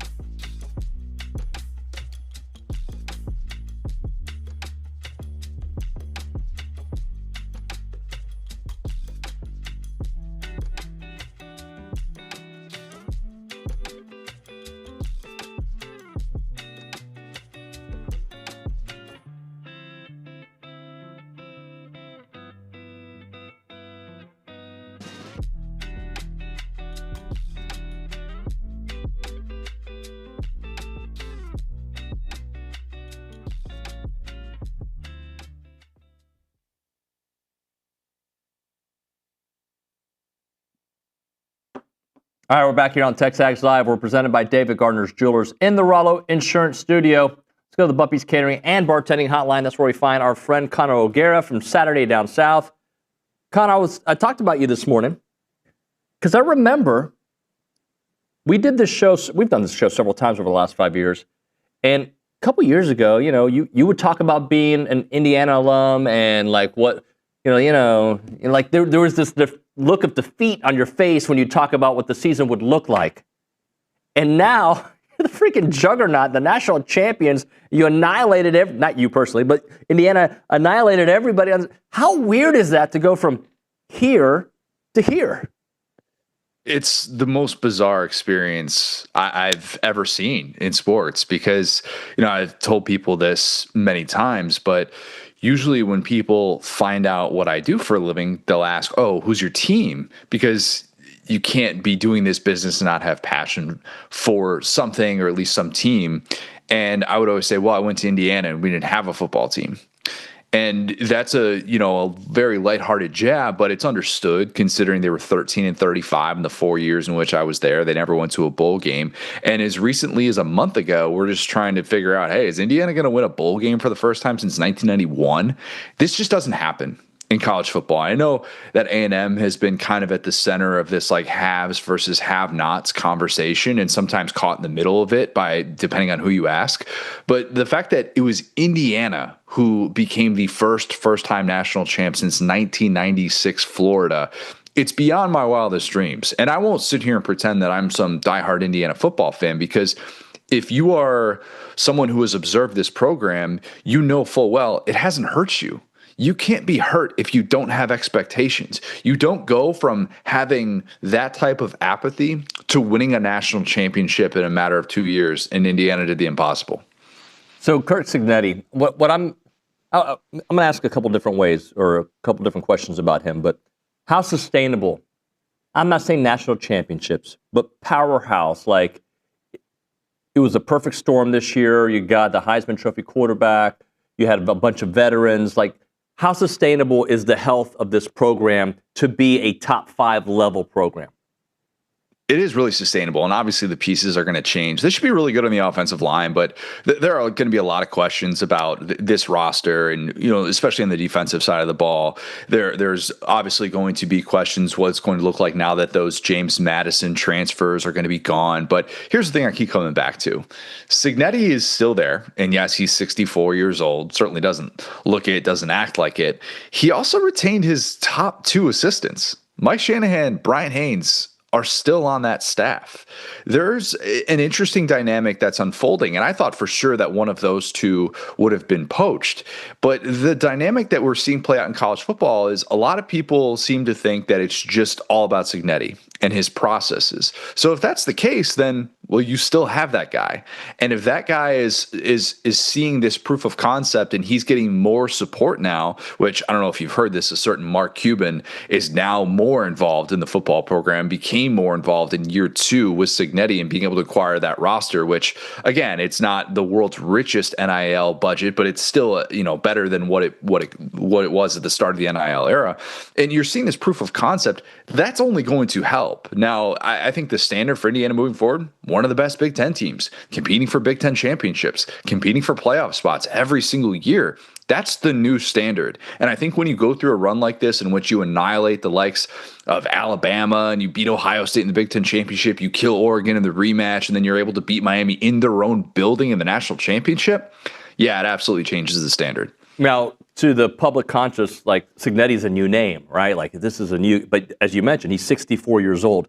So I guess my question to you is, how has it worked for an older coach knowing that the legends, we're talking about several guys in college sports that have left because of the direction of college football, right? Nick Saban is not, out of this world to say he left the game because he didn't like the direction it was going. And he's not the only one, right?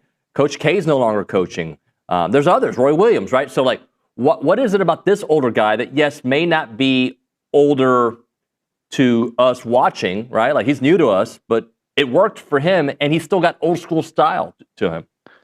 He's an adapt or die guy.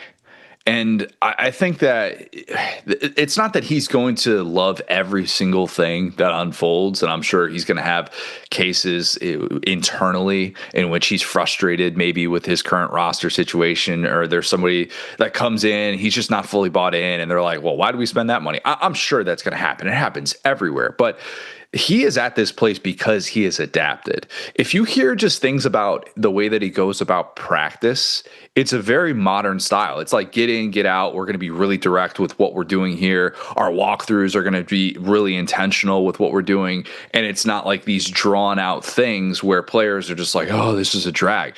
They buy in because of what he's been able to show them, and why his processes work and why this team game plans so well is because of that. So I think that's a huge part of this, is because you can look at that age and say, well, yeah, maybe he's going to get frustrated, 10 years down the road if we don't have legislation, if there's still not collective bargaining. Maybe he's just going to say, hey, I'm in my mid-70s. I don't need this. Now, he did say after that national championship, I should probably retire, but still need the money.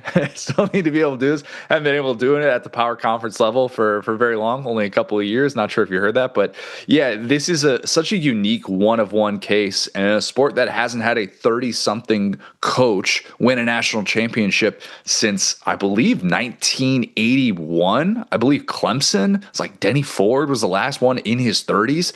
Maybe we should be looking at these coaches who are older instead of a sport that's seemingly getting younger. And, the SEC now, the youngest coach or the oldest coach in the SEC is now Brent Venables, the guy who runs stadiums. Yeah. It's like we're in a really weird place with understanding what it means to be old as a college football coach. Connor, something that came up on the YouTube page about when you were answering about sustainability, the average age for that Indiana team was a little older, right? So the COVID years are going to play a part in Miami was an older team as well. How do you think that plays with the way Cignetti coaches maybe a younger roster? Yeah, it's definitely going to be a question. I think but you could still recruit older.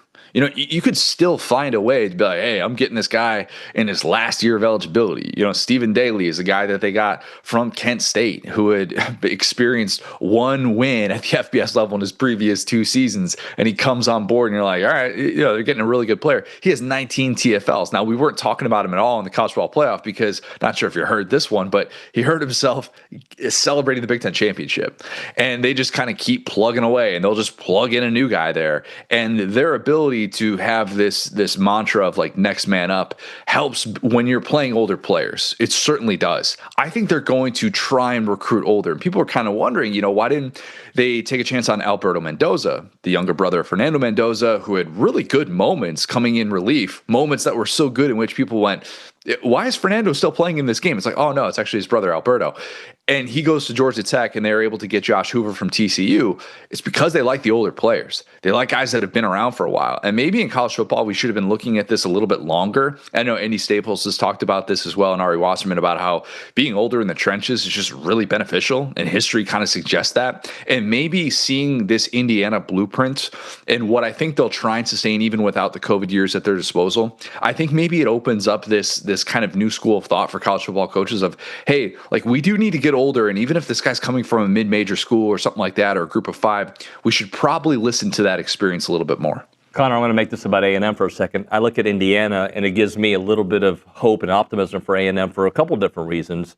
But one of those is culture, right? Cignetti has built this culture. I think that's what Coach Elko's doing across the street, building a culture, accountability, older players on the offensive and defensive line. So talk about it from an A&M perspective. We know the season ended poorly for them, but there is a path to teams built in the same way Indiana has, and it does start with culture, which, by the way, has been a thing in football forever. We just sometimes forget about it in the NIL era. There's just no better example of a head coach changing that than what Curt Cignetti just did. And it all just does come back to the head coach in this day and age. And culture goes beyond even what those players in the locker room think you have to say. It's not just a matter of whether or not 18 to 22, or let's call it like 23, 24-year-olds these days. It's more than what they do to buy in. It's what are those people behind the scenes doing to buy in. And are those people behind the scenes of the belief that you're kind of full of it and you're not really the person that's going to be able to get those big time wins and have those big moments on a national stage? Because if those people aren't bought in, then your culture is only going to take you so far. Your players can only like you so much. Those transfers that you bring in are only going to take you so far. If you have those people as well, then that changes everything. Because I don't hear anything at all about any sort of resistance with Cignetti during these 2 years internally, and never an intra-program conflict or anything like that, any discourse. Like if you saw the sideline during the game, you just don't see them having like, bickering matches back and forth or anything like that. And even, like we're watching the Seattle Seahawks about to go to a Super Bowl, and even they are having an issue on the sideline in which rookie defensive backs are going after a veteran defensive back after he makes this crucial mistake, in a huge moment in the NFC Championship. And like, you just don't see that. That's culture. And to me, I look for that as something that can work in Mike Elko's favor, because he has changed the culture. And whether people want to make their jokes or not about A&M, that's fine. That's on them. But if you've turned that around, and if there is this feeling internally of, hey, the guys in that building want to be there, you're retaining talent, which I thought A&M did a really good job of being able to do that and not have all of a sudden like, hey, why is this guy hitting the portal? Why is that guy hitting the portal? Then to me, that speaks more about your head coach and what he's been able to establish. Connor, I'm going to bring up the Bediako situation with Alabama, and I think it's ridiculous. I don't know if you have a take on it or not, but regardless, what does that potentially look like for college football? Gosh, I hope it looks like nothing, but Lord knows we're past that point, man. Like we're past the point of thinking that one thing is just an isolated incident. It's just a reminder that the NCAA is powerless. It's powerless at this point, and there are loopholes galore. And it's one of those stories that you just felt like if this had been an Onion headline at the start of the NIL era, you would have just kind of laughed along. And then to see this actually playing out the way that it has with a former G Leaguer like this, who's just back in college basketball. Look, I don't know if you're going to be able to do this at the college football level.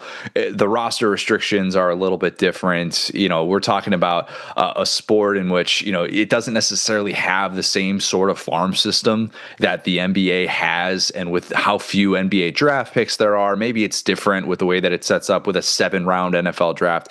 So I don't want to pretend like it's imminent, but at the same time, I think this is a reminder of nothing should really surprise us, and everybody's going to try and find a loophole around everything. And you could just get a judge in your state to be able to rule favorably for you. Like this whole Trinidad Chambliss thing, I don't know how that ruling is going to go. They're taking it to a court in Mississippi. We'll see if he's able to play this year for Ole Miss. It's just one of those reminders of what a weird time we're at in college sports. And I think 10 years from now, we'll look back on this and go, man, remember when you could just do that? Yeah. And we just kind of said, well, yeah, just throw our hands up and said, well, when you don't have rules and you don't have guidelines, this is just the type of thing that can happen. Connor, I got about a minute, but it's not fair to ask you this in a minute, but I want to get your thoughts on it. So the whole Dabo Ole Miss thing, Pete Golding, right? And then Lane doing his thing to Ole Miss, and like, is anyone going to get in trouble? Does everybody get in trouble? What's going to happen? The NCAA will probably just look into tampering with some group of 5 program that they can pretend like they're flexing their muscles against, and they're going to do nothing with this. That's my guess, is there'll be some sort of, hey, we actually don't have this receipt, therefore we can't find you guilty of doing this. And it's funny that Dabo's the person that went scorched earth on Pete Golding. And I'm not saying that it's right that this is something that can happen where a guy can be sitting in class on his new campus and he can still be tampered with. Obviously, if anybody could just press a button and end that dynamic, I think we all morally would. But at the same time, it's also the reality of this world. And it's the reality that if you're not cheating, you're not trying. That's considered cheating, but if it's not enforceable, how much is it really cheating? That's the thing that everybody's going to default to at this stage of the game, and it's unfortunate that we're here in college football, but Dabo, it feels like he's fighting a losing battle. It really does, and even if he's got all these receipts, I still would probably go, I don't know if they're actually going to be able to prove anything, and I feel like he's just saying this because he finally entered this world, and he doesn't like it. Connor, great stuff, man. Congrats on your Indiana win, and we'll talk to you soon, all right, buddy? Thanks, man. Appreciate it. See ya. Connor O'Gara, Saturday Down South on the Buppy's Catering and Bartending Hotline. We'll hit a break. We will come back with on TexAgs today. That and then Billy Liucci's TexAgs Live.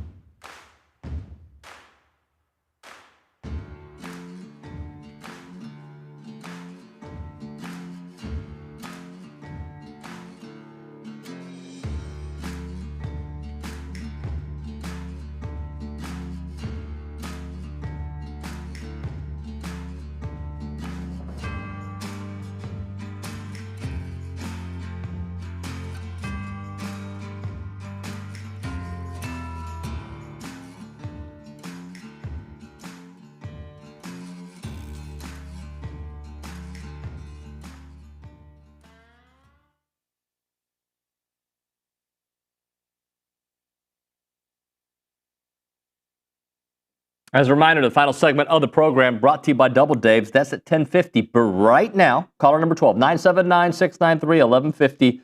We're going to hook you up with your choice of a dozen pepperoni rolls or a large one-topping pizza from Double Dave's. They've been serving Aggie Land since 1984 with your favorite pizza and, of course, those world-famous pepperoni rolls. Reliable in-house delivery, bringing piping hot goodness straight to your door. Just click on doubledaves.com, and your favorites are on their way. We go to the Angry Elephant News and Social Center, and that's where we find Reese Nygren to tell us what's on TexAgs today. Yeah, it's never been a better time to become a TexAgs subscriber. Ever? I mean, it's always a good time to become a subscriber. Then I feel like the people who did it before are like, whoa, I should have done it now? Yeah, it's always a good time to be a premium subscriber. Some of the things that we have put out, we have Kay's breakdown of the reigning volleyball national champions Portal Hall, Coach Morrison's mix of experience and young pieces, and a player-by-player breakdown of how they fit into the 2026 puzzle. Luke's bracketology update, where A&M could be seeded based on their record in the next 5 games, and the increase in odds between pre-conference play to now. We have Around Texas Recruiting from Jason Howell, key players off the board and coaches moving from high school to college, as well as a new player to know in the 2027 class. And coming up later today and this weekend, we have full coverage of the men's basketball game versus the Georgia Bulldogs in Athens. Coverage includes OB's advanced article, Luke's keys to the game, and Tom Schuber's scouting report. Can you do me a favor? Go to the Catalyst Pure Performance text line and read Elizabeth and Temple, a good friend of the show's text. Gimmick, really? Buckyball is not a gimmick. All right, so for full explanation, I think in one of my questions, I talked about how some folks call it a gimmick, right?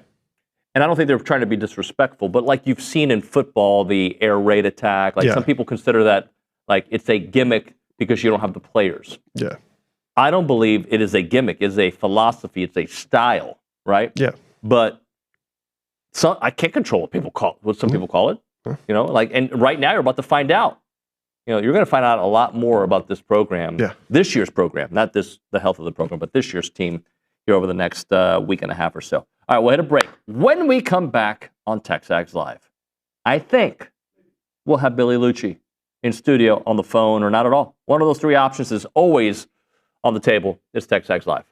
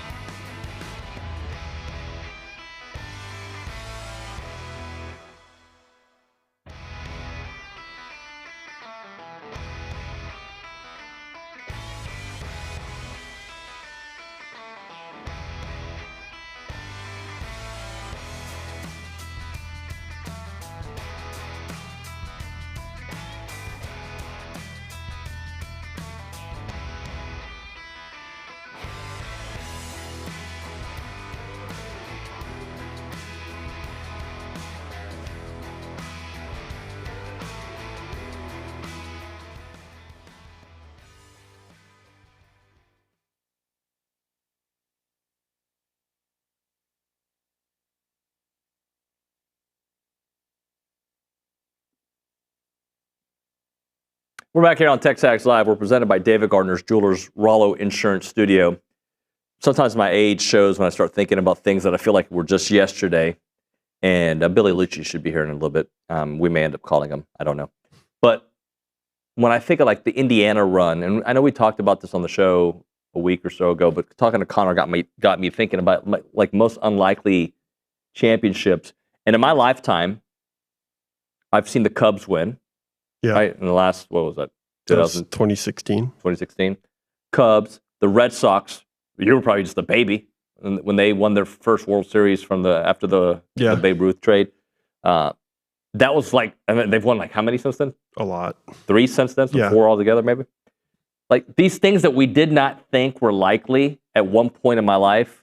Like I still don't think anybody's ever going to catch Cal Ripken's consecutive game streak ever. No way. Right? Like never. But these things that we thought were unlikely, it didn't actually end up happening, but an undefeated football season. I think I hear Billy, by the way. Like we had the Patriots go undefeated. You know, the only team before that was the Miami Dolphins, 72 Dolphins. Yeah.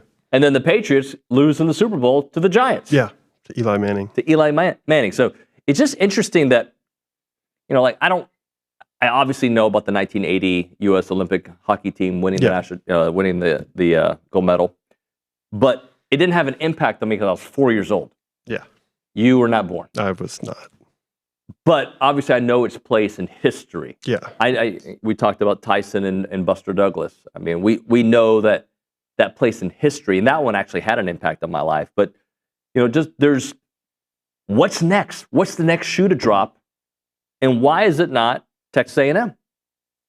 I don't know. I mean, it's always someone that you never expect. So you have to kind of go down the list of, okay, like Indiana. Like Indiana hadn't had success in years ever, maybe, is what we're looking at. So it's trying to find somebody that like literally has never accomplished anything of any substance. Like when was the last time Indiana won 10 games in a football season? Right. Never. I don't want to throw a name out there or team because you never know. It's always someone super random. Yeah. I'm curious, and let's get Billy on the line, by the way. I don't know if we've tried to call him.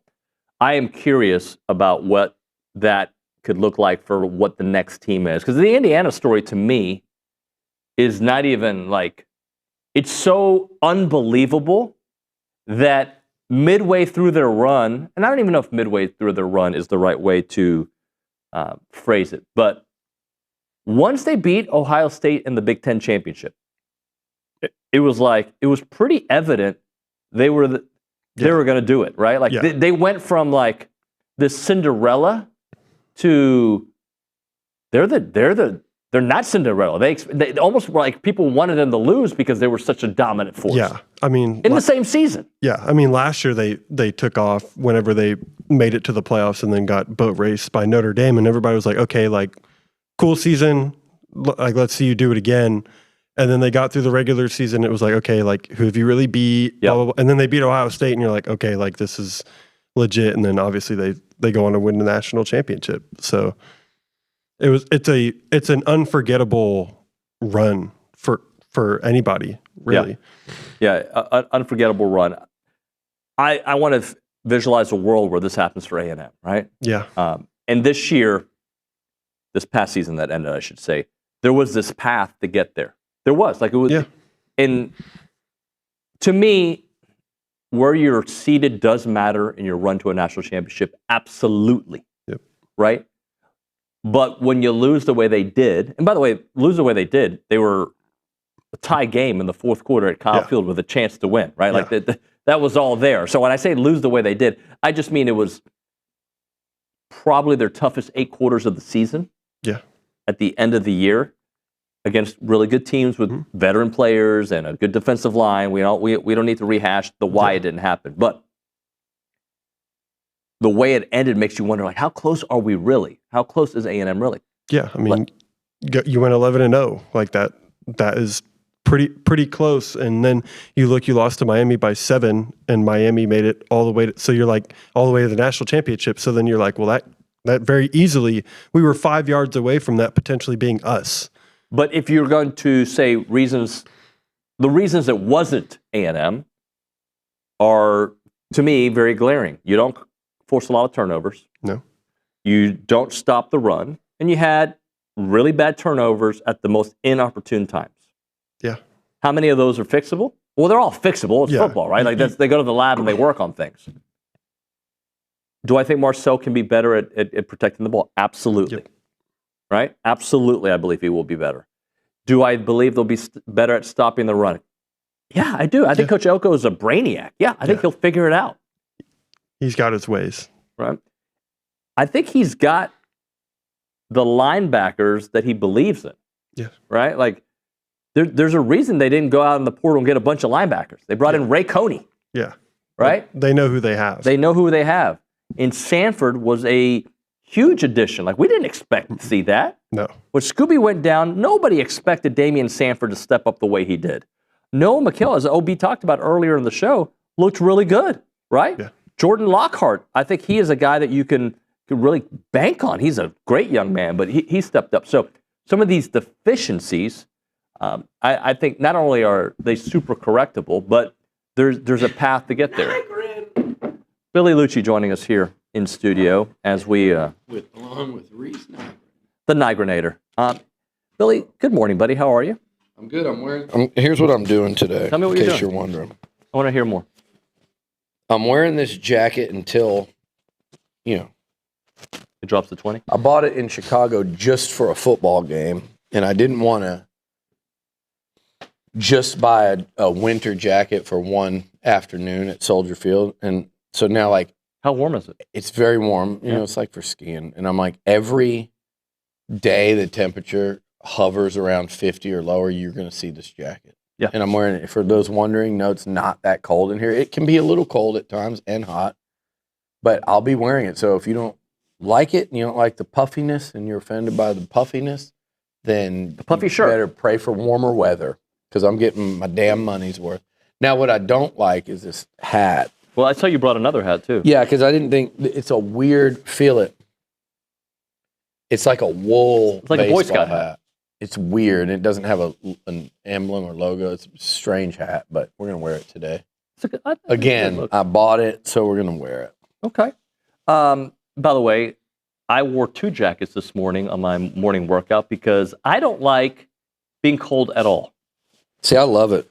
I love the cold, but I like bundling up, but I also like... You like being outdoors when it's cold? Yeah, I love it. Wind will get me a little bit. You know, once it gets windy, it gets in your eyes, and, you get chapped lips and runny nose. But cold weather, I'm all about. Like, I love walking outside in the morning, and it's like, in the 30s. I like it for a day or 2 or 3. I love football in cold weather. Yeah. And we never...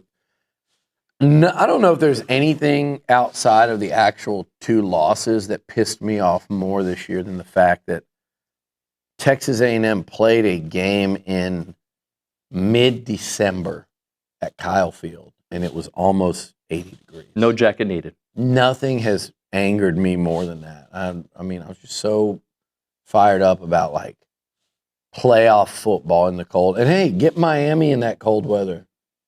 Get them, it's 52 and at night at Kyle Field. And no such luck. 78 at 11 a.m. Shall we do some basketball chat? Do whatever you I want? Whatever you want today. Okay, well, that's fair. Sometimes I watched... What'd you watch? I watched the fights this weekend. What'd you think? I thought Patty fought hard, man. He got his butt kicked, Got but he his fought hard. ass whipped. Like, he's not that good. Y'all overhyped him. When did you hear me always. talk about Patty? Never. Okay. Y'all. I think Patty's really good, but he got his butt kicked. It should have ended in the second round, and he fought through that. He had a chance. Eye poke was a big deal, though. Yeah, it was. It really he almost got knocked out directly as a result of it. And then Volk's fighting this weekend. Mm-hmm. You a Volk guy or no? Yeah, I like him. Okay. You know who he is? You just give me a look. Volkanovski. Yeah. Okay. Sings at his press conferences and stuff. Good guy. Good Australian. I know him. But yeah, no, so anyway, I thought Patty was just overrated is all I thought. And I think that showed. Or he's just either that or There's he's a lot of too showmanship, right? inexperienced, maybe. I don't know. I mean, Gaethje's great, and Are they talking about Gaethje versus Topuria next? Is that what they're talking about? No, they maybe, but I think there was somebody in between that they were talking about. Okay. Yeah, there was somebody that they didn't want to do that one again. It was somebody in between. Basketball-wise, all right, this is the stretch that we've been eyeing for a while, but as you got closer to the stretch, it became more of like, hey, man, we might do really well. Like, there was, at least for me personally, there was a point in the season where I was like, oh, that's going to be where we really find out about A&M. It's still that, but it's a different kind of vibe going into this 5-game stretch than I would have thought 3 weeks ago. Yeah, I mean, obviously there's Florida, and I'd say at Bama, but Bama has, what are they in conference? 4-3, 3-4, 4-3. But they've lost at home to Texas. They just barely beat OU this week. OU's won, like, everybody's looking at these 5 games. I'm looking at like OU and LSU on the road, and like, you got to win them. Ole Miss at home, got to win those. And those teams keep showing they're more than capable. LSU all of a sudden just, I don't know what happened to them against Mississippi State this week, but they were playing where you're like, okay, this is a team that is getting better and they can run a scare through some of the SEC's best teams. OU's been doing that, but losing every single time. Is Bama, what are they, Reese? 4-3? Bama is 4-3 in SEC so play. they're, like you can beat these teams if you're A&M. And that's where I think what you're talking about is where you've changed. It's not like you were saying they were going to go 0 in those, but individually, they all look daunting. Yeah. Now, if you're being real honest, individually, you're not scared of any of them. You acknowledge that those teams are on your same. A&M rose up, though, to where they're on that level, and I didn't think we'd be saying that, 6 weeks ago. We're saying it, and part of it is how well the Aggies are playing and how confident they are, and just how much they've bought in and how well they're executing in Bucky's system. Yep. And like I said, that confidence level is through the roof. But then part of it is also we've learned more about these teams than just saying A&M's thought to be in the bottom tier of the SEC and these teams are at the top. Now we've watched basketball, and you've watched Georgia have their ups and downs. Yep. And they played well the other night against Tennessee. They had that brain fart at the end there. But you've watched Georgia, they lose by 20, and then they go up to Missouri, and, had it not been last second, they could have beaten Tennessee and Missouri, and we'd be feeling a lot different about Georgia. But Georgia. You've seen that Alabama is not Final Four Alabama. It's not to say they can't get there because they're good, but they're not that team that they've been the last couple of years. Yep. Even with Bediako. Even with. You don't like the way I say it? No, because he's not, in no world is he Spanish at all. Italian. He's not even Italian. And, no. Bediako? Would you prefer that? No, I prefer you say it right. Bediako. It's not Bajako. There's no J in there. That'd be better if it was. Yeah. So I think, look, Florida even, right? Like, is Florida been better than Texas A&M over the course of the season? Sure. Did they just get beat by a team that A&M beat at home, that A&M beat on the road? Sure. Do they have to come to a suddenly intimidating Reed Arena? Sure. So that one's doable. Aggies aren't going to be favored. Yep. I don't think anybody outside of College Station would pick them in that one, but you probably have some people that would go, they got a shot at that one. Yeah. And I think that goes without saying. So Missouri at home. All right. I just think there's not a game I look at. You look at Kentucky and kind of their ups and downs. There's not a game, and by the way, down the other day. Vandy was what? What did they lose 3 in a row? But then they came out and just stomped Kentucky. The top, 7 teams in the SEC, I think any of them can beat any of them. Does it feel like football in a way? Kind of. Because football was very balanced in the SEC this year. The last couple of years, really. I mean, even last year, Georgia, just still felt, once Georgia lost that, those Stetson Bennett and They had the playmakers at tight end and at wide receiver and the defense where they lost so many guys. I think the last couple of years in the SEC have kind of been for anybody. Yeah. With Georgia last year, obviously 2 years ago was the best, but it feels like that. But here's the deal: you're 6-1, right? So look at it just as simply as this: you're 6-1, played 7, you got 11 left. If most of these teams and most of these games you look at today and you'd say, hey, that could go either way, right? Mm-hmm. I think most of them we would say that about. You've got Florida on one end, Alabama on the road, maybe Vandy on the road. Then you've got, LSU, OU, and Texas again. Ole Miss at home. And all these other ones like kind of dead in the middle. You're 6-1. If you went 5-6 the rest of the way, you're in the tournament comfortably. If you went 6-5, because that's kind of where you're sitting when we're saying like if everyone's pretty equal and A&M's one of those teams, you're 6-5, then you're starting to wonder what your seed is. Yep.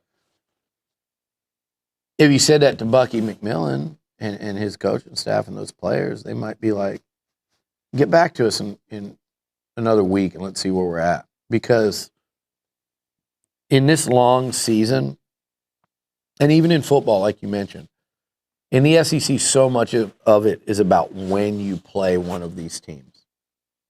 It really is. Same thing with baseball in the SEC. Yeah. You want to play A&M early last year, you might be, beating them as a mid-major.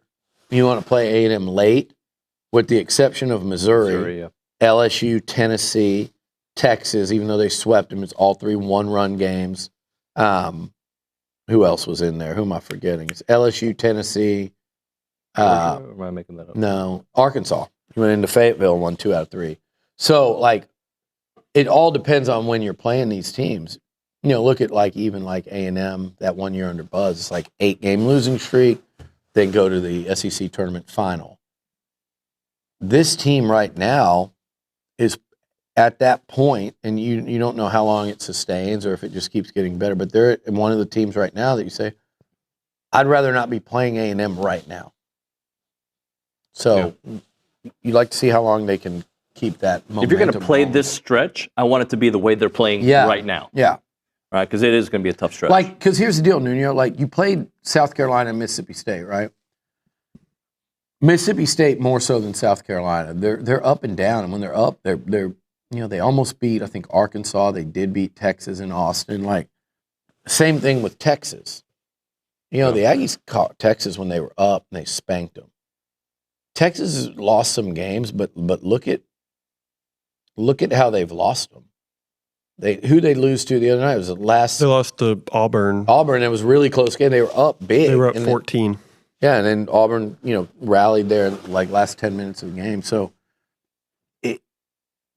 you're hosting Mississippi State and South Carolina after Texas. It was a perfect chance for a letdown if you let it. And they did. They didn't. Not only did they not let down and give one back, which so many teams in this league do, they just absolutely rolled them. Both teams just ran them out of Reed Arena. So you really like what you're seeing from them on every level right now. All right, we'll hit a break. We'll come back with more. I want to get some football talk. When it comes to your money and your peace of mind, it starts with the right team. That right team is Aggie-owned Paragon Financial Advisors.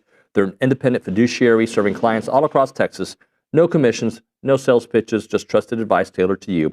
They have a team of 18 professionals, including 9 CFPs, a CFA, and a CPA, and expertise does run deep at Paragon Financial Advisors. Credentials matter, and so does your future. Visit paragon-adv.com or call them up 979-693-3907 to schedule your free consultation today. It is Paragon Financial Advisors, integrity, expertise, and trust. Paragon Financial Advisors.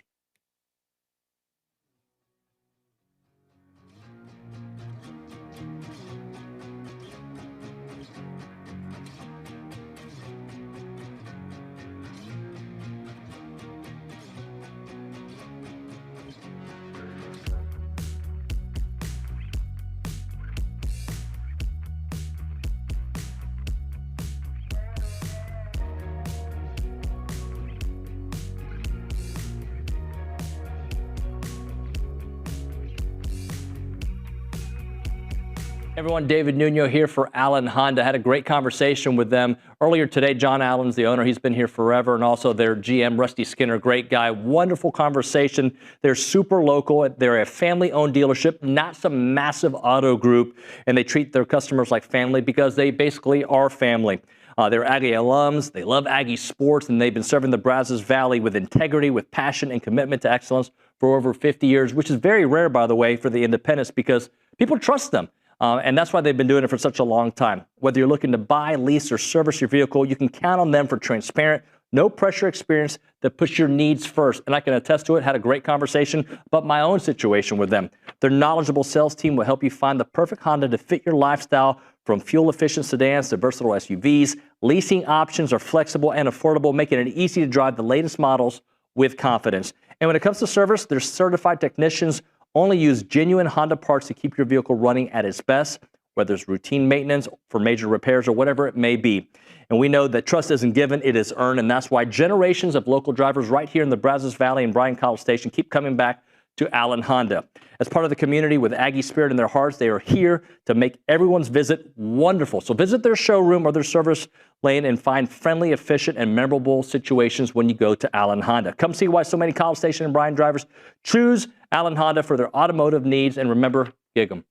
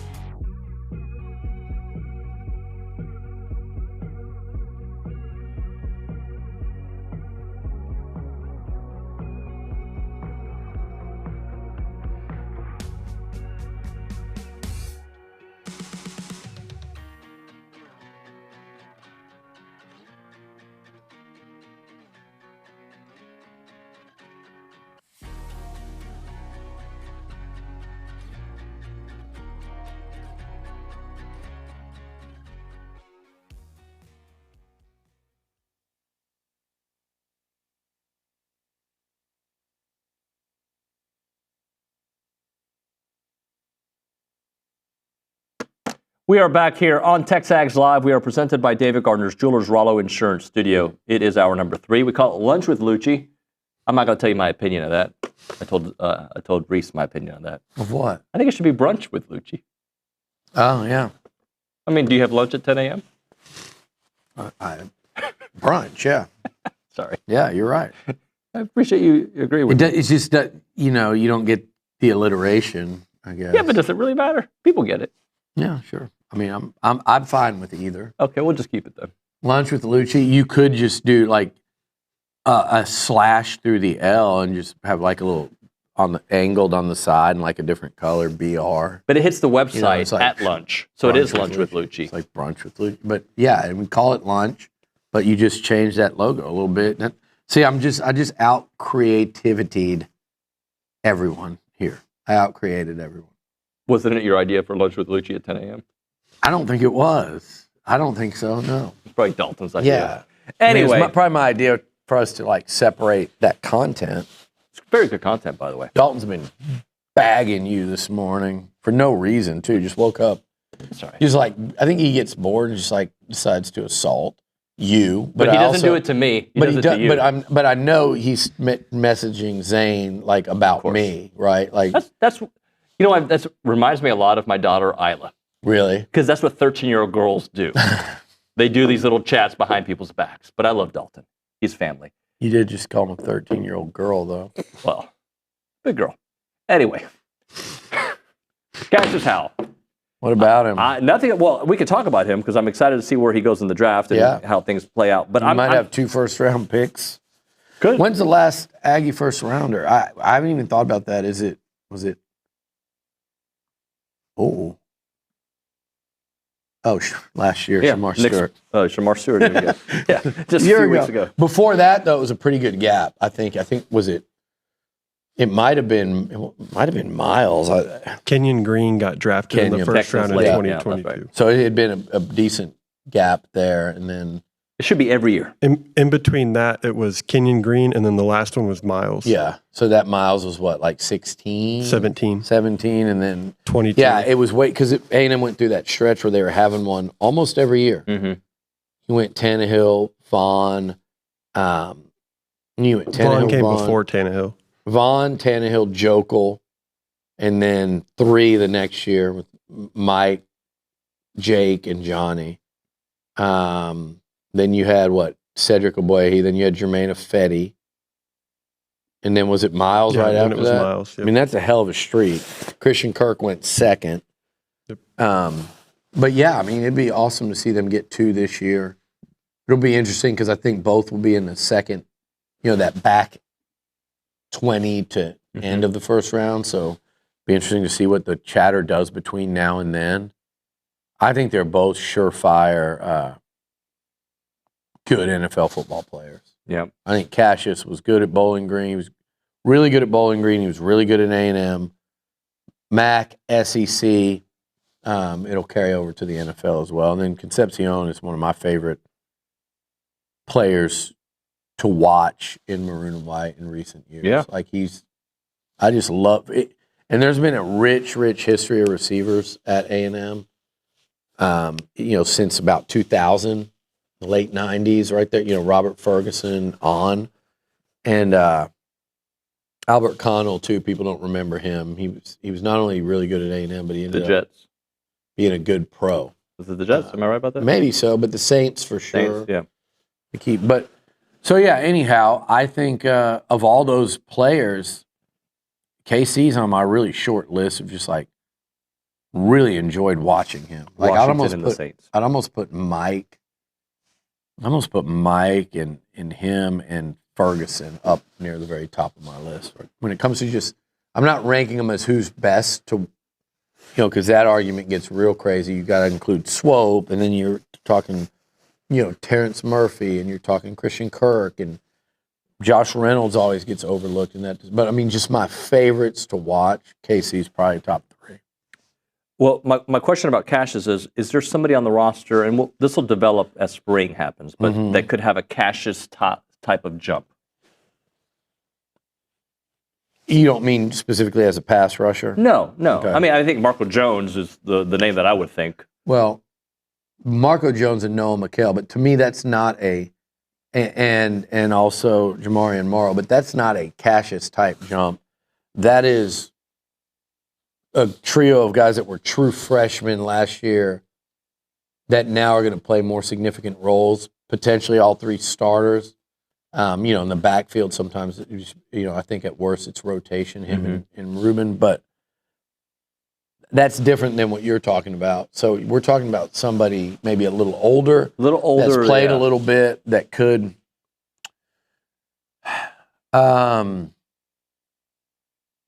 I mean, he's a little more experienced now than Cassius was, but like, what does Damian Sanford's leap look like? Because remember, at this time a year ago, we weren't talking about him starting. When the season started, he was not starting. He became a starter in late September. And then look what he did. So if you're talking about like an individual player jump, even though he's played more, that might even position him better to do it. But I would say he's one of the very first ones that jumps out to me. And then another guy that would jump out to me would be, well, they're showing Dalton Brooks, like they're trying to get me to say that. He was the name in my head. Yeah, I mean, I love Dalton. I think if Dalton can become a better tackler, I was watching that Arch Manning run through the A&M, and Dalton just dives at the side of his leg and just it's too easy to not be tackled. And I think that's one of the areas the Aggie DBs have to get better tackling, like angles. And I think with experience, they should do that. You got a very experienced secondary this year. The guy I was thinking of, though, is Ashton Bethel-Roman. Like, pull him up. Ashton Bethel-Roman, ABR. I mean, another guy that by like mid-season hadn't done, not mid-season, it was about the same time as Damian Sanford had his turn. It was the Arkansas game. He had 4 catches, 84 yards, had a big touchdown. Then, a couple weeks later, he makes the one-handed snag, or the week later, he makes the one-handed catch against LSU. We know what he did to help them win that South Carolina game where he was lights out. So I think ABR is a guy who, there are a pair of huge shoes to fill in KC Concepcion. You're bringing back Mario Craver. He's the guy everyone's talking about. You see him on all the lists. I saw him as one of the top 5 returning receivers in college football this week by somebody. I don't know who said it, but I think that's probably going to be fairly common that you'll see that. But Ashton Bethel-Roman had some real moments last year in his first year of like significant playing time for forget that it's A&M. You just say, look at his numbers and some of his games and some of his highlights. He had some real moments for an 11-1 playoff team that spent most of the year in the top 5. So when you look at him that way, and then you say that team's best receiver is off to the NFL, we can talk about Zay Horton, and we will and we should. And that's, by the way, also going to make Bethel-Roman better. But the opportunity for him to make a jump, I think those are 2 guys that stand out to me. All right, we'll hit a break. When we come back, I want to play a game of Fact or Fiction with Billy Liucci. It'll be a good game. Right now, we're talking about the Association of Former Students. If you're looking for a reason to move back to Aggie Land, or you already live in Aggie Land and need a great opportunity, the Association of Former Students is seeking to hire professionals to join their team. There's typically openings in several different departments. I heard they're looking for a video editor, but there's a lot of different things. They got fundraising, former student programs, and much, much more. They are the premier alumni association and the oldest organization supporting that Aggie network. Don't miss an opportunity to help out with Howdy Socials, Aggie Ring Day, class reunions, Aggie Muster, and everything in between. Join a team that exemplifies those Aggie core values of excellence, integrity, leadership, loyalty, respect, and selfless service, all in support of that worldwide Aggie network. If you're interested in joining the team or sharing with someone that would be a great fit, please visit tx.ag/association jobs to apply and get more information on each position. It is the Association of Former Students.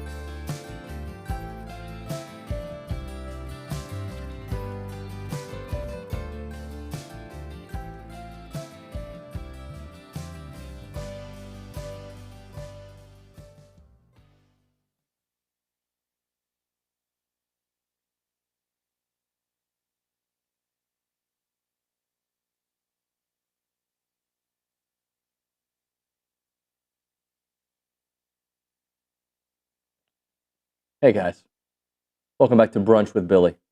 Yep, here we go. TexAgs Live. We're presented by David Gardner's Jewelers. We're in the Rollo Insurance Studio. I assume at some point Billy Liucci will be back in studio to play our fact and fiction game. Him in his puffer jacket. It's a good jacket. It is a good jacket. Quality jacket.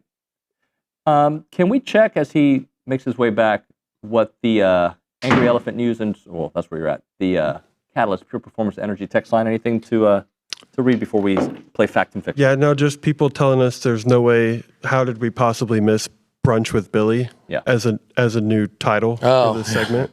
Silly us. Yeah. True. All right, ready for fact or fiction? Brunch with Liucci, whatever. Yeah, I'm ready. No, let's keep it. Let's just be different. A&M will have 10 players drafted in the NFL draft this year. Fact or fiction? Gosh. It's a big number. It's funny because I'm seeing a lot of people on the A&M side. Oh, looks like the Aggies will have a large number. I've been saying that since when? A year ago? Since before the season. People got upset on Twitter because I said that. Guys, y'all don't understand.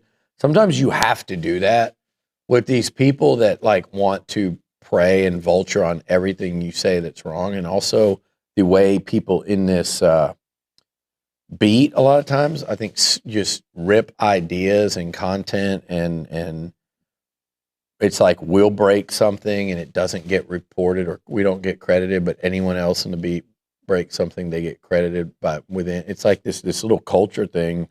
And I'm sorry, you know me, I'm going to call it out every time. So if you want to trumpet these draft picks, people were, whatting on me making that statement this summer.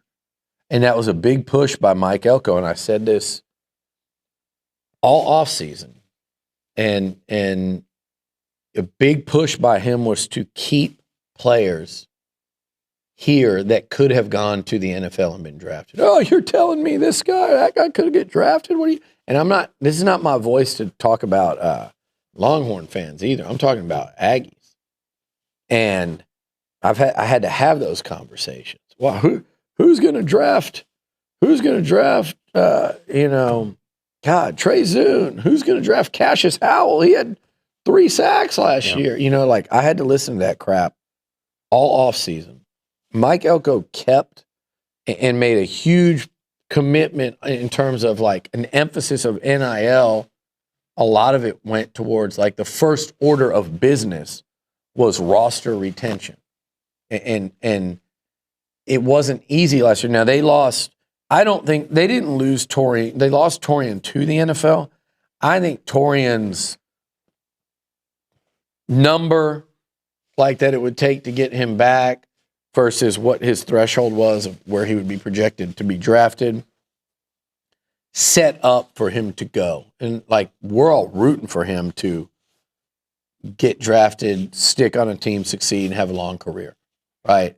He made the right decision for him, but all signs pointed to that. You could just kind of read the tea leaves on that one. And with Basantis, I think it was as cut and dried as like if he was going to be projected early, and whether he goes up or down will depend on him and how other linemen look, but whether he was going to get a second round type grade versus lower.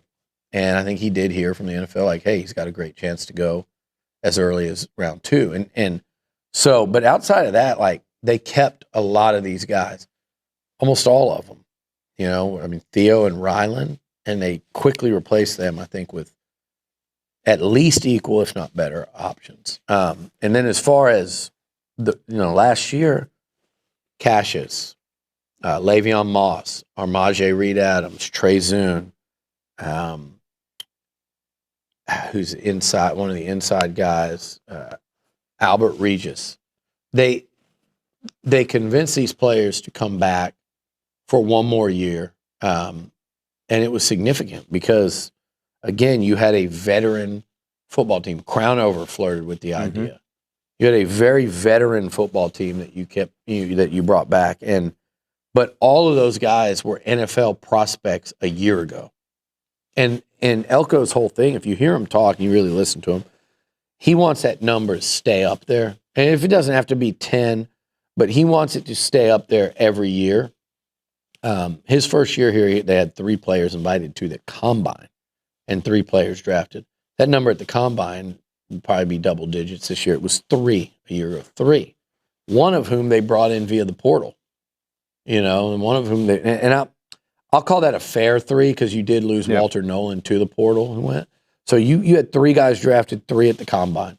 Teams like South Carolina are having like 10 guys go to the combine, and a first and second round type guy. So the NFL talent, he believes that you can't win in this league or at a high level of college football without a lot of NFL talent. And you look at Miami, what did they have?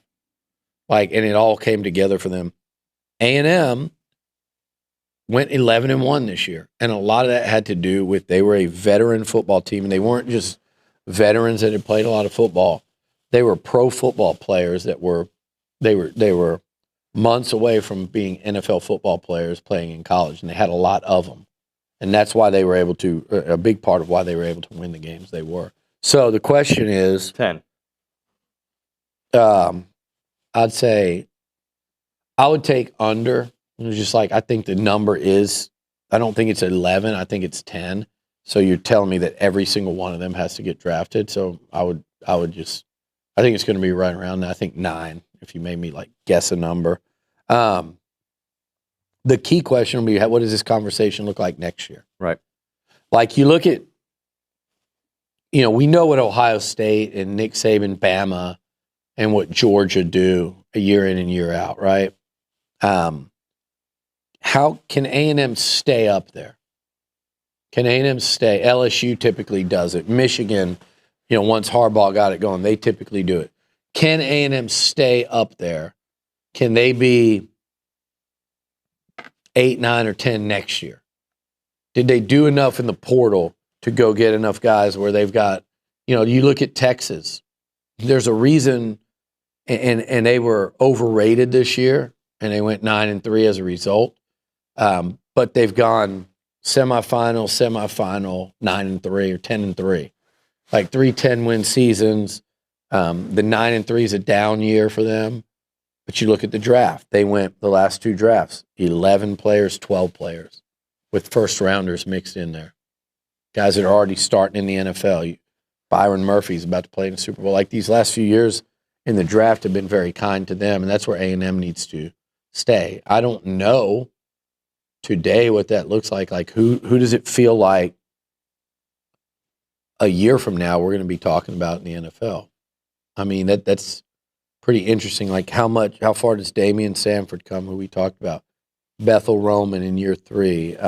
DJ Hicks. Mario? Kind of jumped to see him. I think Mario's, essentially a sure thing. Dalton Brooks. Dalton will. I think Des Ricks will. And then a lot of these guys that you got in the portal, a couple of these old linemen, are they gonna come from the portal and do a year here and go? Formby or Horton. There's a lot of options, and Reuben Owens, Marcel Reed. What do those guys do this year? To what does that NFL number look like? Because this next year, I will not sit here and say I think they're going to get double digits. If they do, it's going to mean there was a hell of a lot of individual player development and great additions in the portal, and you're going to see this team take a big jump. Or not take a big jump, sustain what they're doing last year, which is a college football playoff team. All right, I got a couple more for you. We'll do it on the other side. You're listening to TexAgs Live, presented by David Gardner's Jewelers.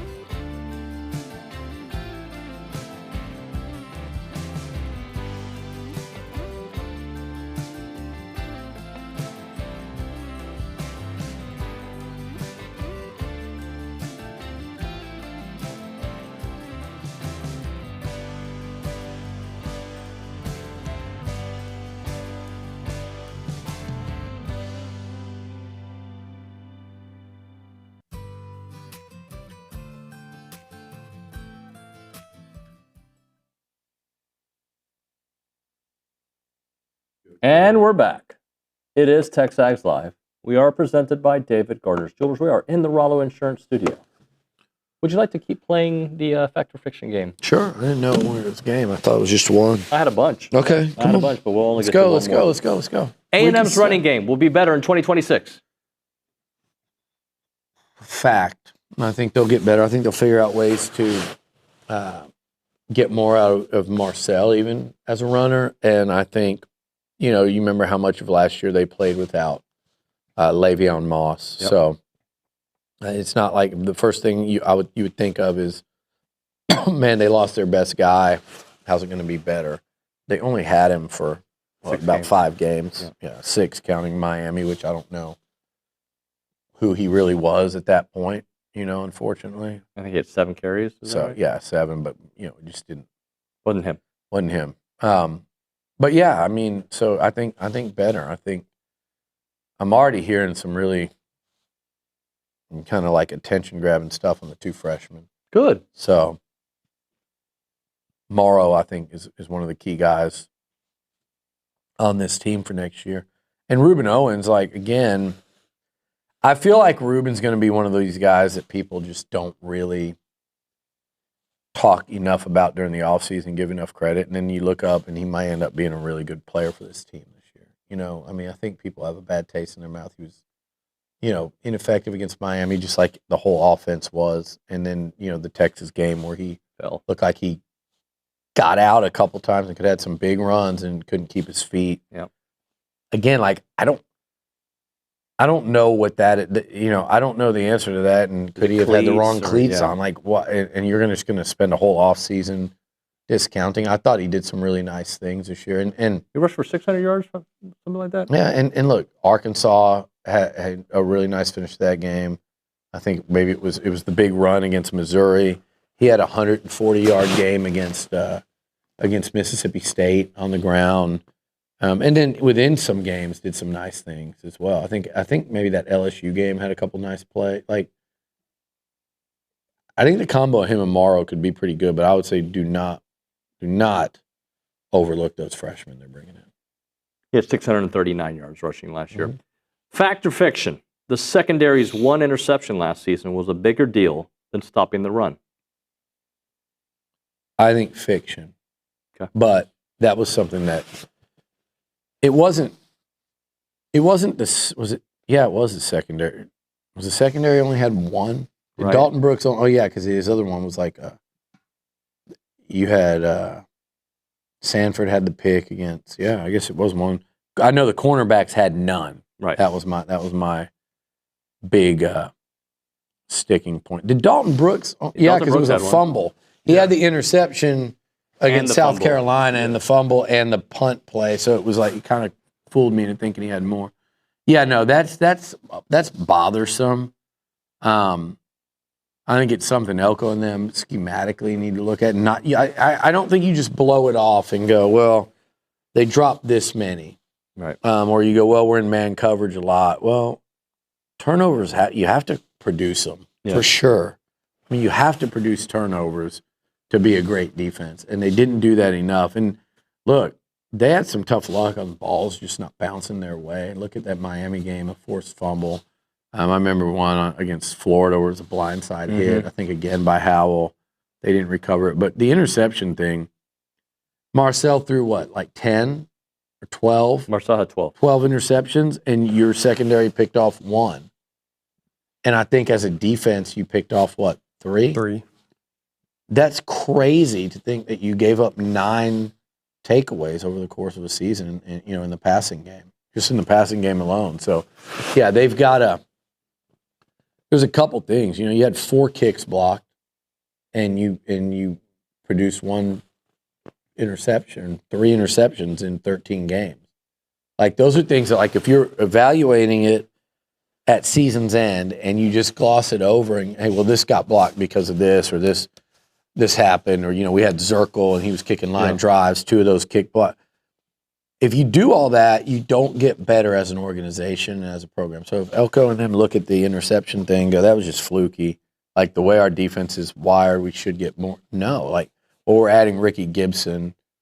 He had 3 at Tennessee. No, it doesn't work. Like, you got to figure out the why more so than just putting it on, more so than trying to explain it away. Now, you don't have to look at that and come away and go, man, we're screwed. We got to change everything. But, yeah, I think the run defense, though, it is something that Elko and his staff will look at and do more of like hey, we need to fundamentally change this to prevent these long runs from happening, because it cannot be as simple as, hey, our linebackers are not fitting well, because then it's like, well, why aren't they fitting well, and are they any damn good if they don't know how to fit in the run game? And I don't think that's the case. I think it's something and that's why I trust Elko, because he did it with coverage from last year to this year, all the busts in the secondary, and they fixed that. And I think that you'll see this be a priority this offseason. Billy, thank you. Thanks. You only did 2 of them. Yeah. Looks like we might need 30 to keep. minutes. How many did you have? 6. Let's keep going. I have a lunch. No, you don't. Okay. We can keep going. Let me text my guy. I'll be late. You're having lunch at 11. I do. 11:15. You want to see the text? With who? Yeah. Joe Cirillo, actually. Who's that? He's my coach. Which coach? Is this your barefoot running coach? Is this I don't your have a barefoot. I've never gone barefoot running in my life. Is this your life coach? Is this your weightlifting coach? Is this your soccer coach? Who is it? He's my jiu-jitsu coach. Going to be late. I'll text you in a bit. You're not right. You're not even looking at the keyboard. Actually, going to be late. I'll text you in a bit. Wow. Are we off the air? No, we're on the air. People are watching. I thought you were going to break. There's no break because we just continue going. Oh, well, then let's go. Fire off. Let's do like 10 minutes. Yeah, you won't even be late. You didn't even. You're Lucci late. You didn't even have to tell him. If you're less than 10 minutes late, you don't even have to tell him. If you're not early, you're late. I forgot you. Militunia. Sorry, I'm of the age I don't have coaches anymore. I forgot how you act around coaches. You can't be late for coaches. Well, the way I look at it, Billy, is that any leader like yourself that wants me somewhere, I'm going to be there. I'm going to do it to the best of my ability. Go ahead. All Let's do this. The other one is losing 4 offensive line starters is a bigger concern than losing KC and Cassius. I'm going to say that's a good question. Did you come up with that? Yeah, I did. That's a good question. I'm going to say no because of what Cassius did in the pass rush. I think, remember, for whatever reason, Stewart didn't put up